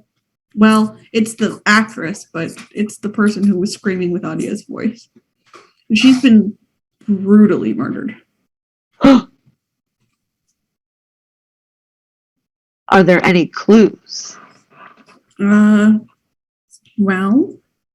Can I roll to, or not roll, but like feed the flesh, perhaps? yeah, you can feed the flesh. Feeding the flesh would be a good idea at this point. So, feed the flesh. We will find out.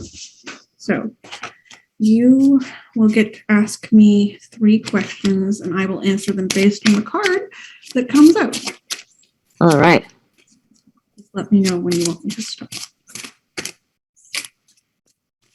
And stop.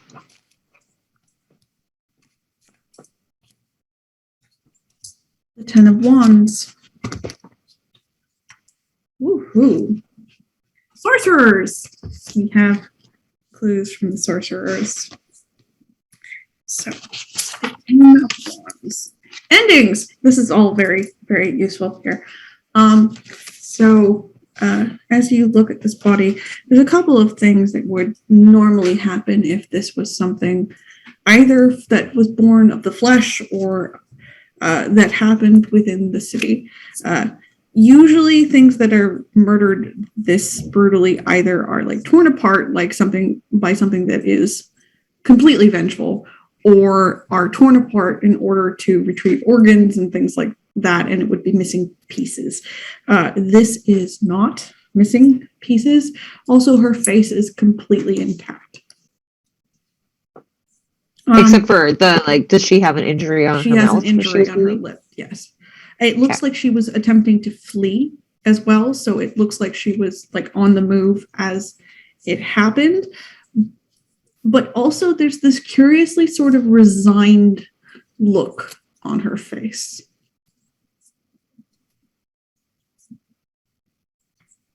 Also, literally nobody upstairs could have been down here in that time frame. Like, you were descending, nobody went down with you.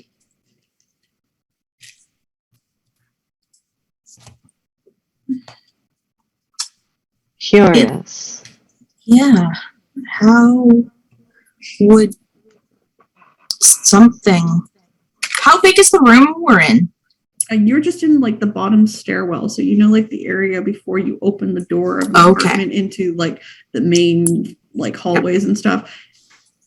It's just at bottom of the stairwell, now covered in blood.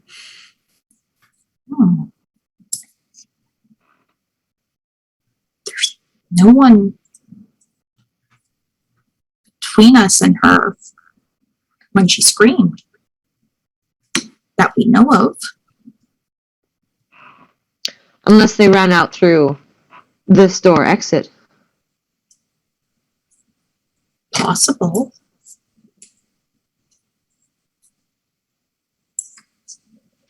Well, I feel really bad about her, but we found her. This is true, and she does have a face, so she's not the faceless creature, we can assume. The sweet smell has intensified. The singing is loud. Is that door locked? I'll try the door. The door is not locked. So the killer could have gone through the door? I mean, Memento, as you open the door, you see a whole bunch of people down here in some sort of robes. I'll try to be as quiet as possible and then just kind of let it close back without making any noise. It looks like there's some kind of ritual going on inside. Like with wine and punch and stuff? No, like with robes and blood and stuff. Well, Well, they could then have perhaps- wine and punch too. Perhaps they're the ones who killed this actress, if it's the ritual sacrifice. But then why leave the body? Why was she coming here?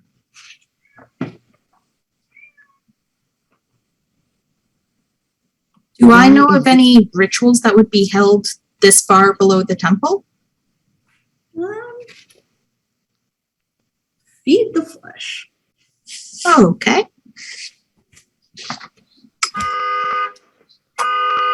Chaos. Now.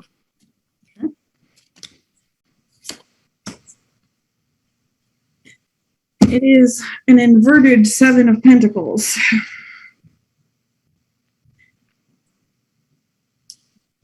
All right. So how this works is an inverted number on Feed the Flesh. You receive either incorrect information or your stricture gets in the way. You just need to eat some more, Missy. I'm sorry. No, I'm kidding. There's a dead body right here.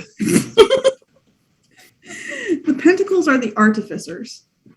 And 7 is reflection, assessment, and motives, which is a great card to have gotten in this particular case. But Hey.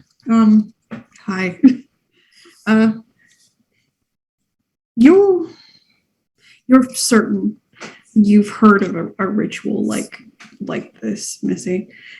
And you've heard a couple people talking about something they were building with the Artificers Guild to help them harness the power of the Colossus's dreams. And they have been talking with some from the Sorcerers Guild in that they thought they could channel more necromantic energy into the sorcerers and give them more access to powers to keep the Colossus asleep, because you have experienced some of this. The Colossus seems more active than she ever has in the past. And so there has been some concern that we need more and better ways to keep the Colossus in her dreaming state.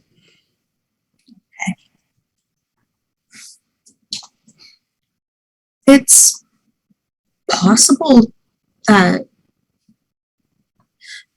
they needed a sacrifice. They've been trying to get more energy from the Colossus, but I don't know the details of what they've been planning to do.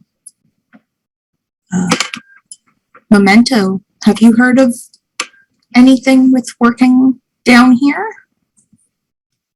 Have I? Could I feed the blood for that? Sure, you can feed the blood too. Everybody feed the blood. The blood will be well fed tonight.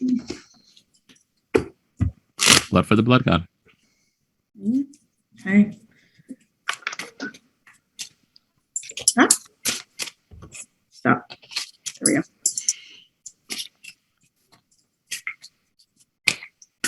And stop. Okay. Oh, good. You are determined tonight. You have drawn a major arcana. Hey. You have drawn the Tower. Perfect. Would you like to strengthen the dream and discard this card from the game forever? Or would you like to ignore the call to greatness and succeed?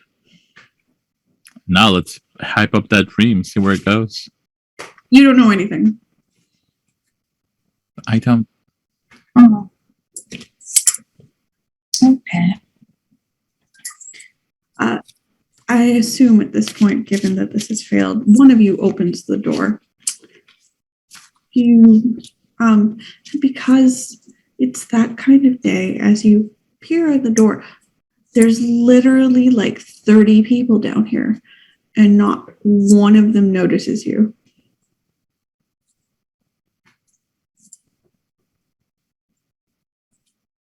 As you begin to move into the room, there is a great whirlpool of blood in the center of the room that is dripping down from the ceiling in what should be the bedrock of Hydrassa's tomb. In fact, you're pretty certain this would be where Hydrassa should be buried, should this be correctly structured as a tomb. But there's no coffin down here, just this whirlpool of blood. And as you move between these 30 people, you realize that not one of them has a face.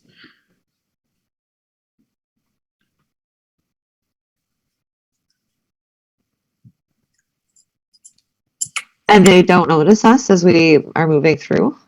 Nope.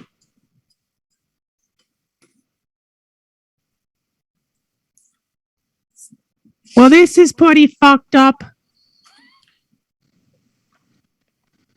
Yeah. I will poke one of the people with the butt of my spear a little bit just to see if it goes through. Okay. Are they real solid people? They're real solid people, and when you poke one of them, it turns to you and it starts chanting in that hissing chant you heard earlier. Whereas the rest of them are just humming that melody that's going through the entire building. Okay. Is it canon and D? I feel like it's canon and D. And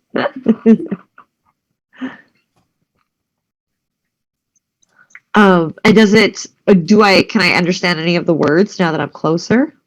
Nope. Or is it still strange? But you do notice one of your snakes like charging at you come hell or high water, like it's freaked the hell out. I'm gonna go pick it up. And what can you tell me, my baby? Hissing and hissing and hissing, and it's just thrashing around it. And while you don't exactly have a conversation with it, you have a sense of what it means, and it grants you flashes of visions as it tries to communicate with you, and it shows you a sorcerer drenched in the blood of this statue upstairs, covered head to toe, dripping from it. And in his hands, he holds a scroll, which you don't know what the scroll does, and in the other, a bottle with a bright light in it. It's chanting. Okay. Also, he has like a billion snakes. This person covered in blood? Mm-hmm. Okay. Also a sarp.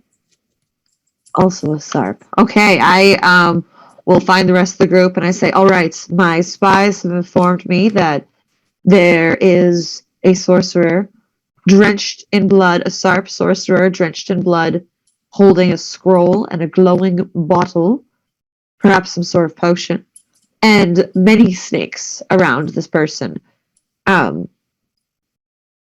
Is this part of a ritual that you remember, Missy?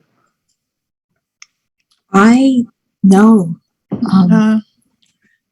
Missy, yes. Some of this that she's talking about is not a ritual that you remember, but it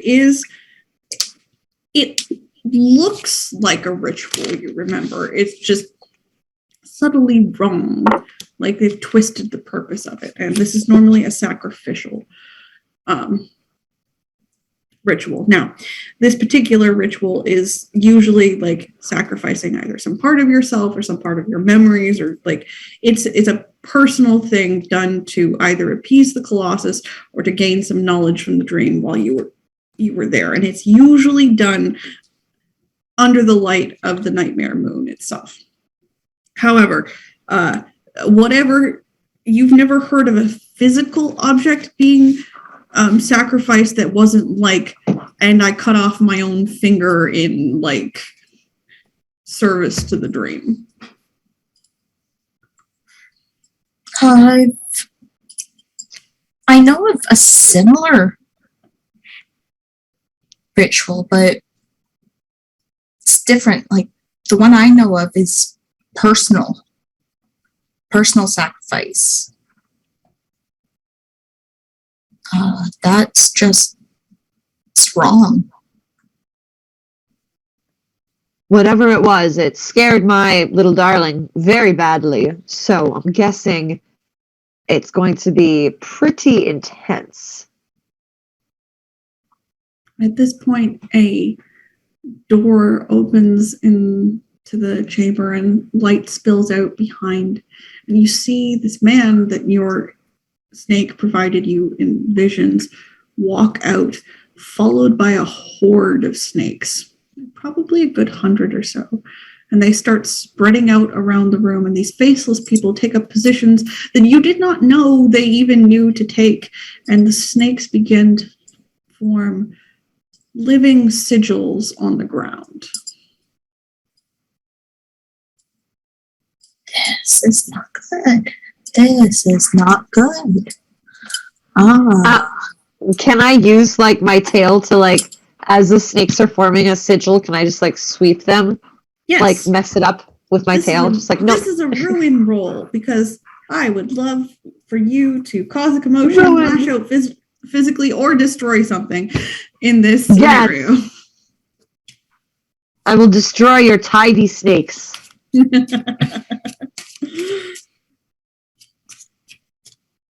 feel like this sorcerer's name is Patrick. And now,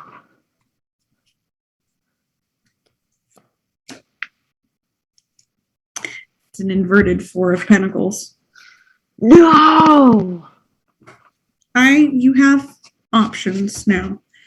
Ruin, either the NPC will react violently, or you can succeed and gain a trauma. I'm okay with getting trauma because I don't have any yet, and you can get up to 5, I think. Right? All right. I will be traumatized. Excellent. And this is a good time for you to be traumatized. The whispering that this sorcerer is doing with his snakes invades your mind. You are also a Sarp, and you begin to hear it.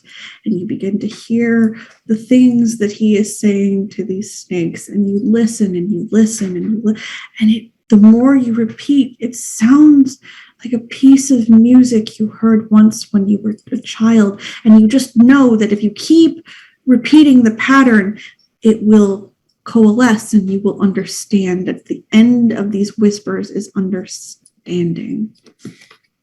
And you have a Four of Pentacles, so something else will happen.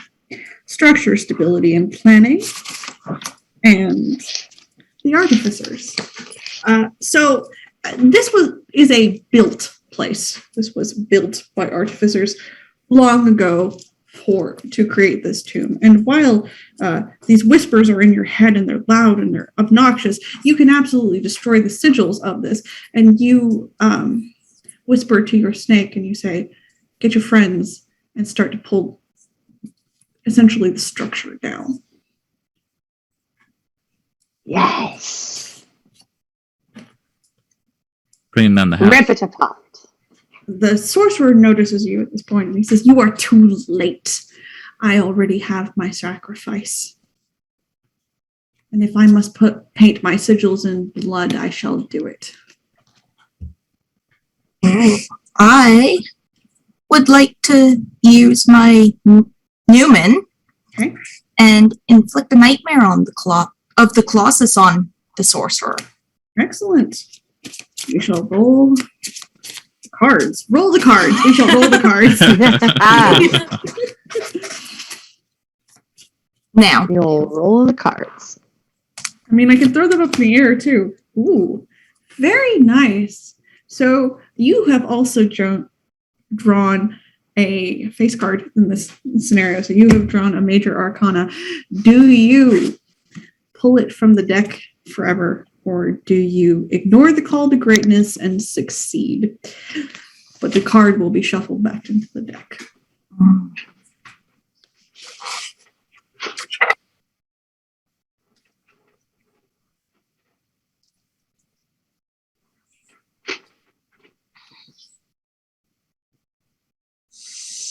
I'll strengthen the dream. You fail. Yes.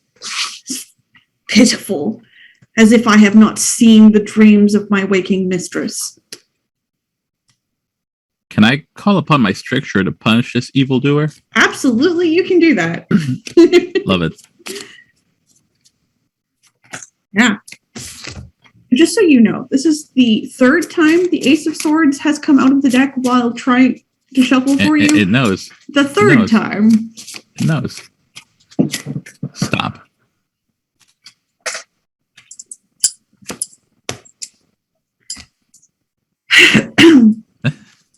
It is a major arcana. It is the Lovers this time. Would you like to discard this card from the game forever or succeed? No, I want to see how strong the dream gets. Goodbye. You fail. I like trip and eat shit as I try to swing for him. You actually, you get distracted by the glowing jar in his hand. It whispers with the voice of Adia. Is it a glowing jar of dirt or what's glowing? It's just glowing. It doesn't have like it's like a light source in a bottle. Gotcha. Anything else anyone else wants to try?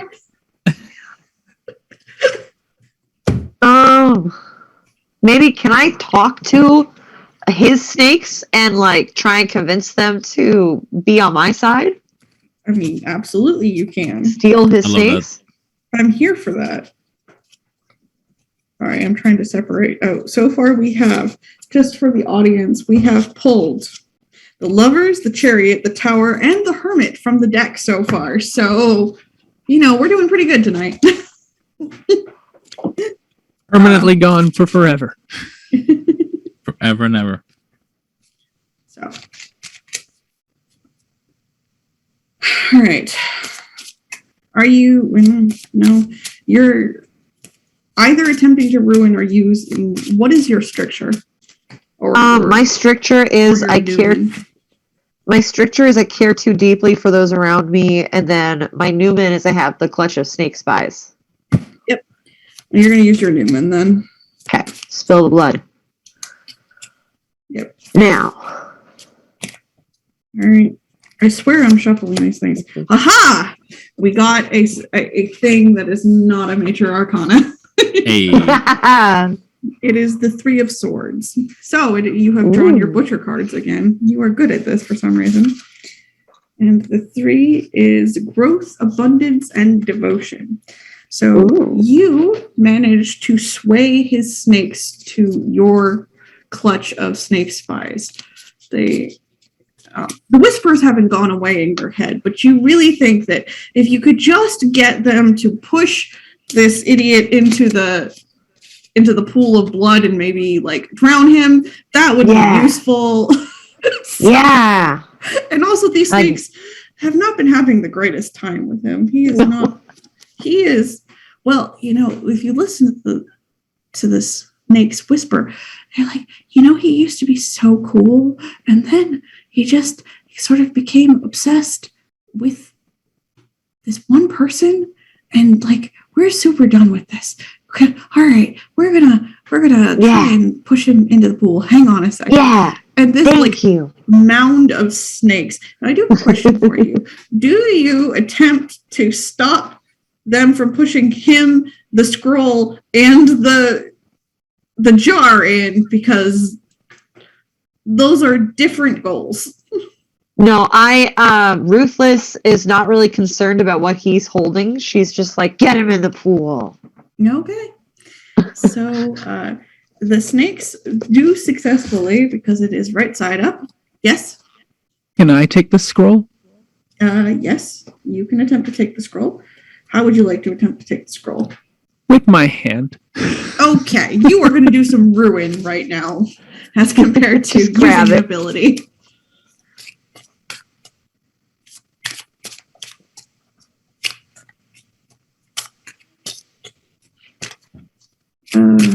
Just let me know. Sure, you can stop anytime you want to. All right. Well, I'm not going to pull the one that threw itself out. All right, a 9 of Wands. Yay, successes. Also, it's a sorcerer's one. Y'all are really good for some reason at pulling your own shit, so good on you. Cool. This is the first time I've pulled anything. So this one is fulfillment, innocence, and purity. Excellent. So you see this like ball of angry snakes, and it's literally like it's rolling at him. Like, we're going to get enough momentum up so that we can knock. And he is too concentrated on whatever ritual he is trying to complete with this scroll and this jar of light.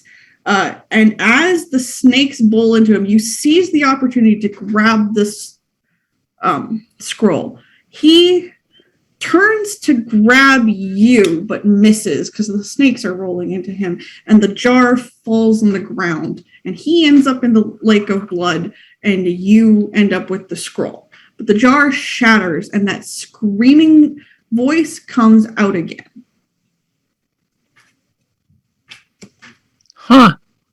I just didn't think you'd want to get blood on this. In the lake of blood, his robes are already coated in blood, and I don't know who has tried to swim in dresses before. It's not really great, especially when you're already wet. It's not fun. And he screams and he says, "Mistress, save me!" But the blood swallows him and pulls him down, and the sweet smell increases like cotton candy in the air. And all 30 people fall to the ground, unconscious. And one of them raises up again, a woman with red hair. And the four are Still no face, or? the Anakim.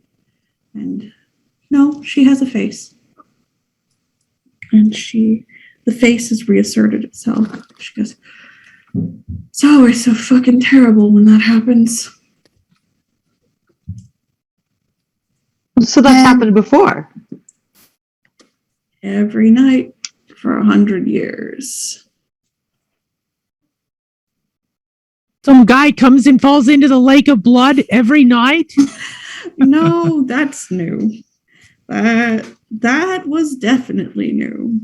But this, yes, these things chase me down and murder me every night in a different body. Wait, who are you? Because I don't remember.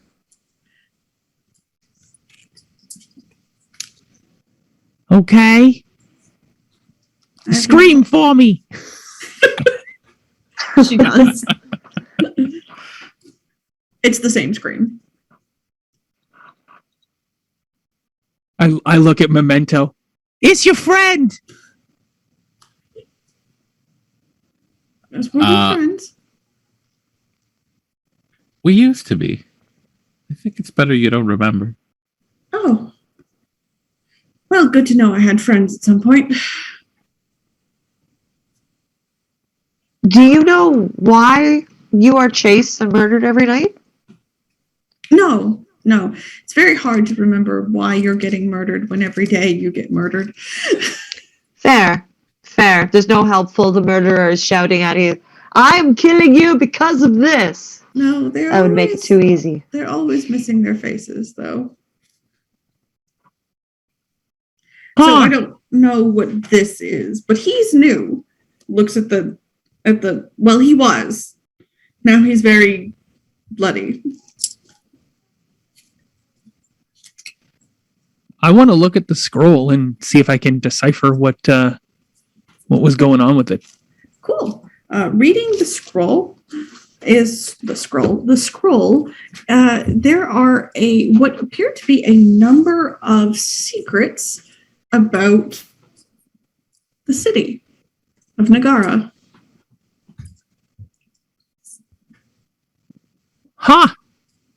It's a secret scroll. They are secrets about everything from who has murdered various rulers of this kingdom to where treasures are hidden to whether or not the Colossus will arise and when. Some of them are contradictory. Some of them are written in different hands, but it was obviously important enough for this sorcerer to keep a hold of. I'll check, see if I remember any of these events ever mentioned or recognize any handwriting.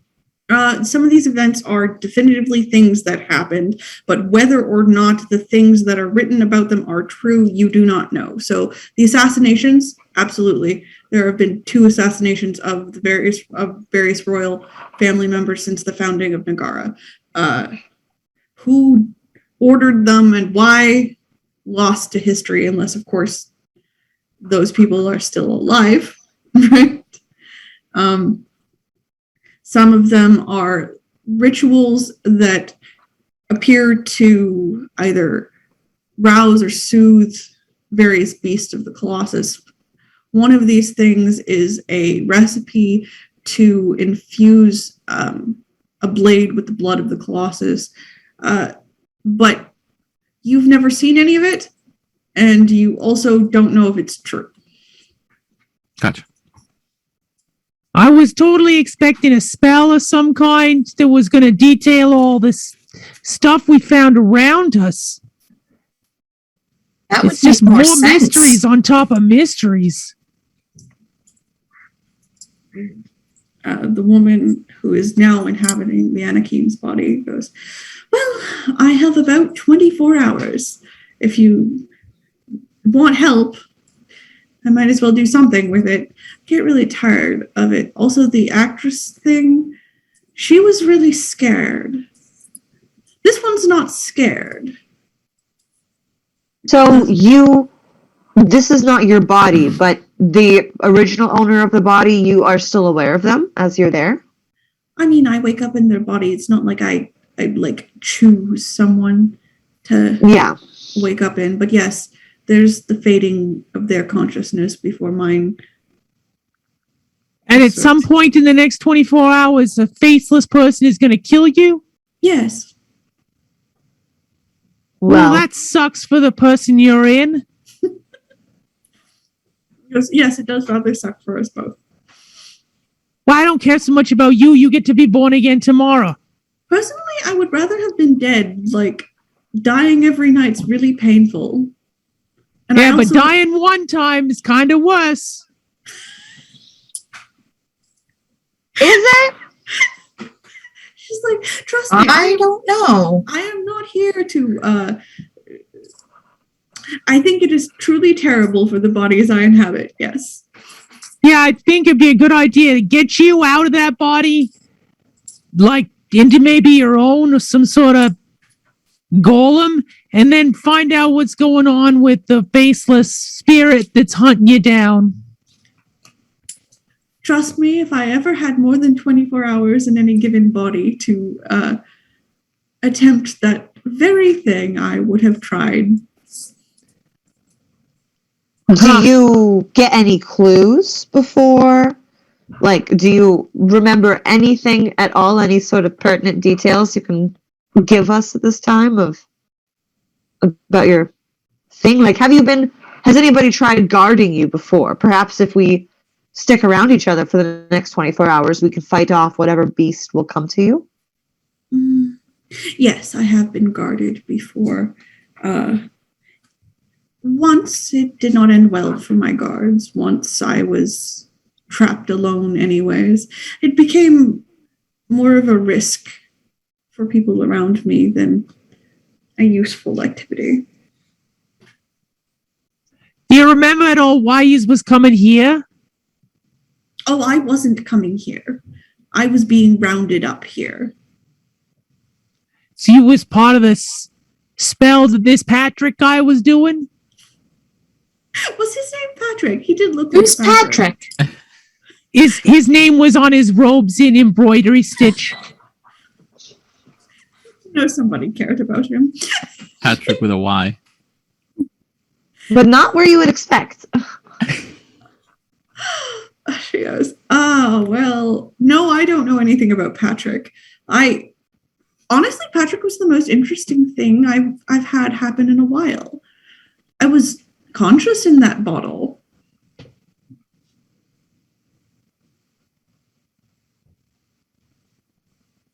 Do you remember being put into the bottle? I remember gruesomely dying again. It's very painful. It always is. Was that at the bottom of a set of stairs, perhaps? Yes. And do you remember what the faceless one looked like this time? Like, was its body perhaps a Sarp or someone else, or? I believe this one was a necro, but it's hard to tell. Some necros look very lifelike. Might have been an aura. Okay.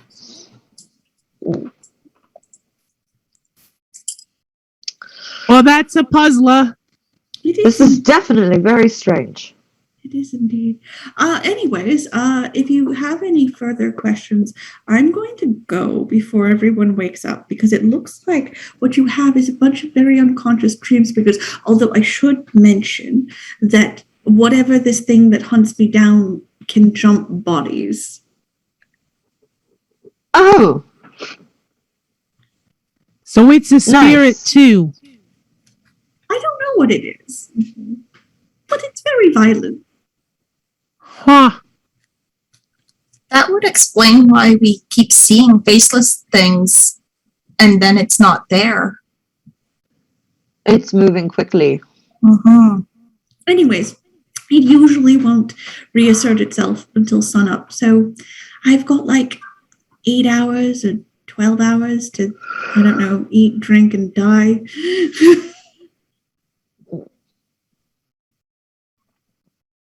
Okay. All right. Yeah, let's get out of here before She I goes, get in trouble again. I do Yeah, remember- perhaps we should all leave. I do remember one thing, though. Oh? Just one. There's this pool, not like this, which is blood. And I don't know whose blood it is, but I don't even know. It smells like cotton candy, and it's... Who makes blood smell like cotton candy? Anyway, it's this dark pool, and I feel like there's a ship, but it doesn't make any sense because who sails a ship in a pool? Like it's a big ship. Anyways, I keep having that memory over and over and over again, but it doesn't go with anything. So now it's your problem. All right. Seems like.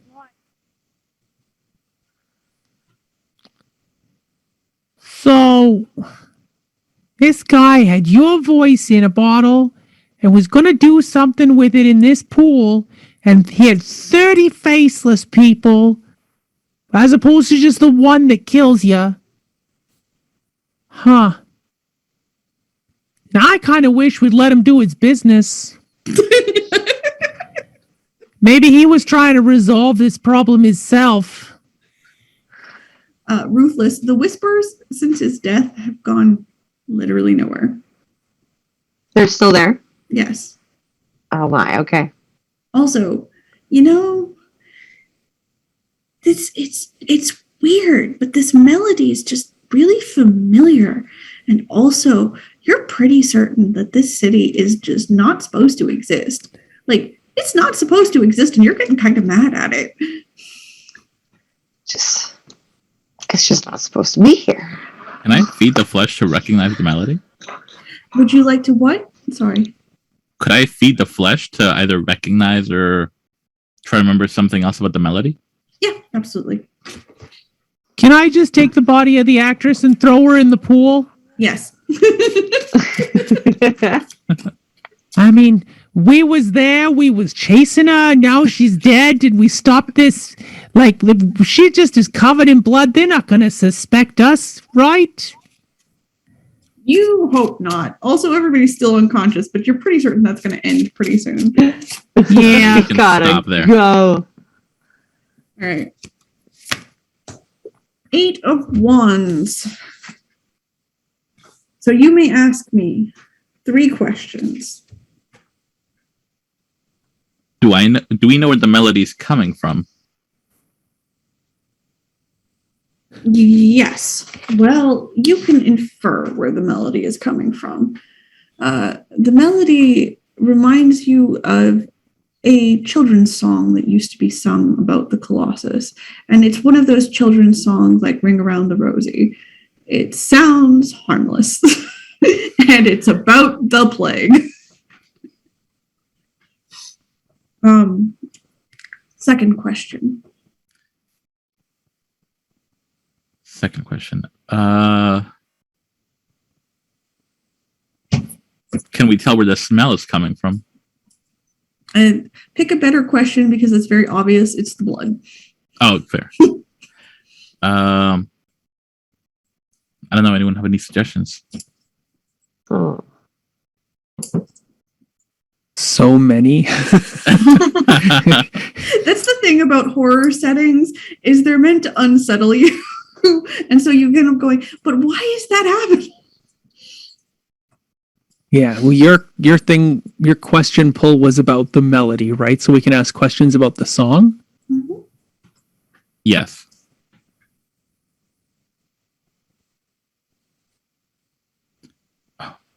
Do I have any inkling of what will happen if we repeat or join in the song?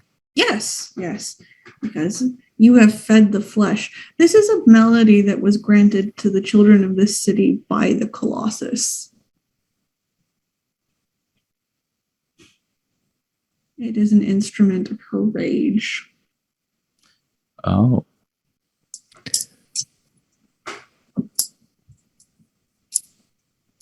I can help with a third piece of information if you... That would be great. So beneath the city, you all are aware of the inscription that has been found and read, largely because everybody's aware of it. It was an interesting discovery by the Mining Guild.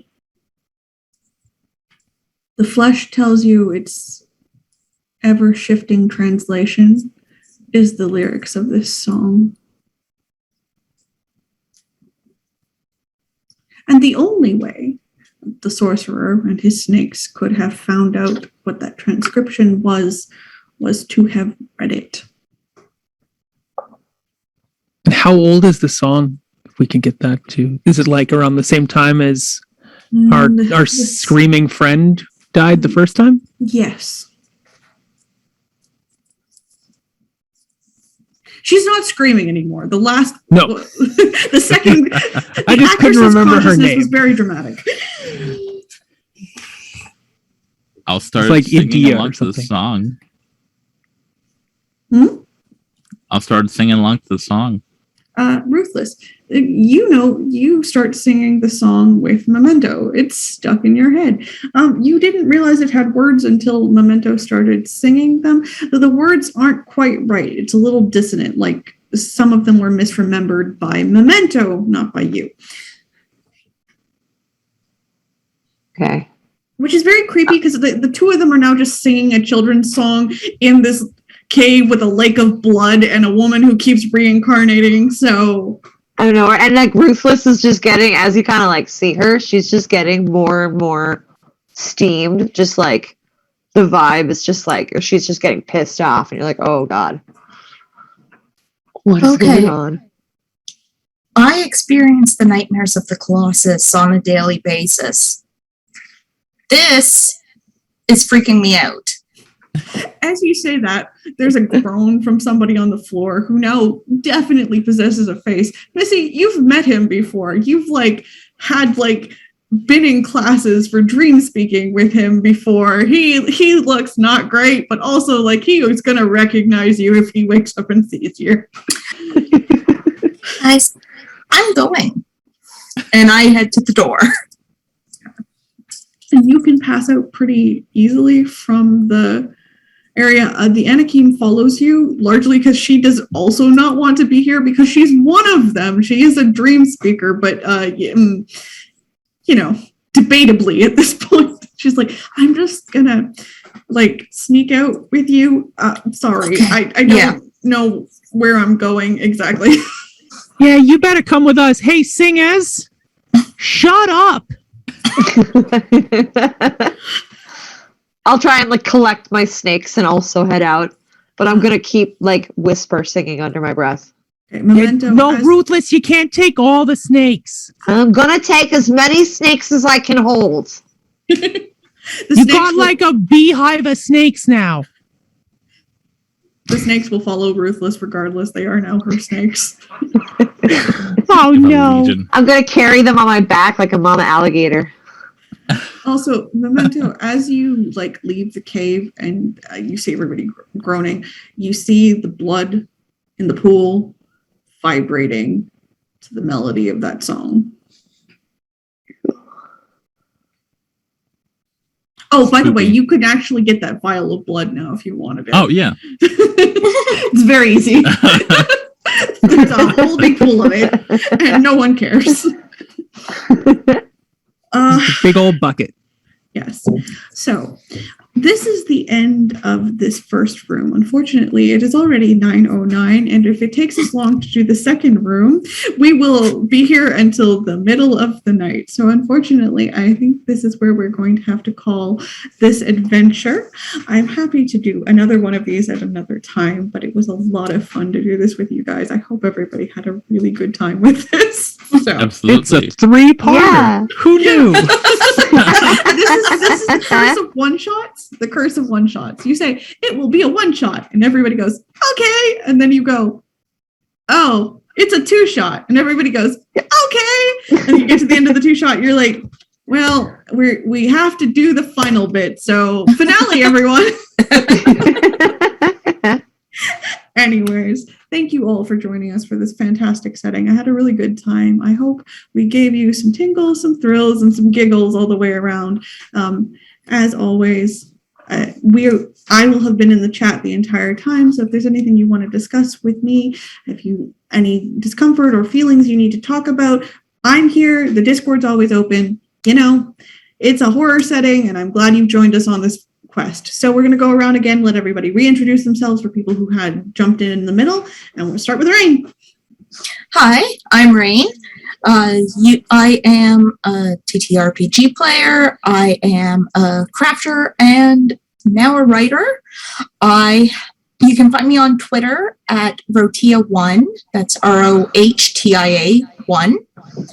You can also find me selling my crafting on my Ko-fi shop. That's the link will be in the chat. It's Rotia, as well as on Itch. I have at present one supplement up there for any RPG setting, and I will have another one for any RPG setting as well coming up soon. You can also find me on So Many Games every other Tuesday playing Call of Cthulhu. And all of these links will be in the chat. So, Kyle. Hi, I'm Kyle, and I played Juno today. Thanks for sticking around, and I hope you enjoyed yourself. You can find me on Twitter at Tavern Tales DM, and check out my 2 podcasts, Tavern Tales and Tavern Tales Junior. Every week currently, I'm reviewing What If as the host on What the Fiction's YouTube channel. Awesome. Tessa. Hi, everybody. I'm Tessa Claire at Miss Claire on Twitter and Twitch and places. That's MISCKLAIRE. I'm a TTRPG writer, GM, and I'm working on my second solo RPG journaling game using like a cootie catcher fortune teller as like the character sheet. So I'm working on that, and that'll be up on Itch in a bit. Woo! And last but not least, Velvet. Thank you all so much for joining us. Steffi is love, Steffi is life. So thanks to her for giving us the system. You can find me pretty much everywhere on the interwebs at OG Brown Sugar, as well as the Stories of a Broken Sun and Flight Risk podcast. I'm a co-writer for the Tubular Teens with Titans production, and you can find me other places as well. Sunday evenings at Honey and Dice for Clockwork Vines, Sunday afternoons at Nerds with Dice for Gehenna Principle, and Saturday evenings at the Bard's Playhouse for Fall of London. Awesome. And I, as always, am your local chaos bringer, Spectre Lafette. I am the showrunner for Archives of the Dragon, the channel. So we do a Changeling the Dreaming setting called Deep Magic. I run that show. It will be back September 10th for season 4. We run a V5 game with Unconscious Celestial as our wonderful storyteller. We'll be back in October with season 2 of that. We also run a Mass Effect game run by the wonderful History Wizard over on TikTok. And, currently we're not the Jardin, and that's a thing that's happening. And that happens every other Monday. So we are filming tomorrow. Game will it'll be 2 weeks from now. I'm sorry. Like, my weeks get muddled sometimes. Anyways, if you want to catch up with any of this or any of the previous one-shots we have done Scion, we have done Thirsty Sword Lesbians. I'm hoping to do a Monster of the Week and a Dish Pit Witches, which the second one we will have a casting call going out pretty soon. That will be happening as well, so you can catch up with all of that on YouTube. Give us a like, give us a follow. It really does help. You can follow us here and subscribe on Twitch. That also really does help. It helps me pay for things like Zoom and, you know, the Adobe products I use to bring you this crazy conception from my mind and other people's minds. So, you know, do all the things. We love you all. Follow all the links. There's a Discord. You can join us in Discord too and chat with us there. And we will see you soon. Bye, guys. And can I just say, oh, sure. Thank you so much for running this game for us and putting this together and doing all this work and organization. It's really, really appreciated. People like you make this entire society and this entire community run. So thank you so much. And now I'm going to melt in the floor. And we'll see you later. Bye, guys. Bye.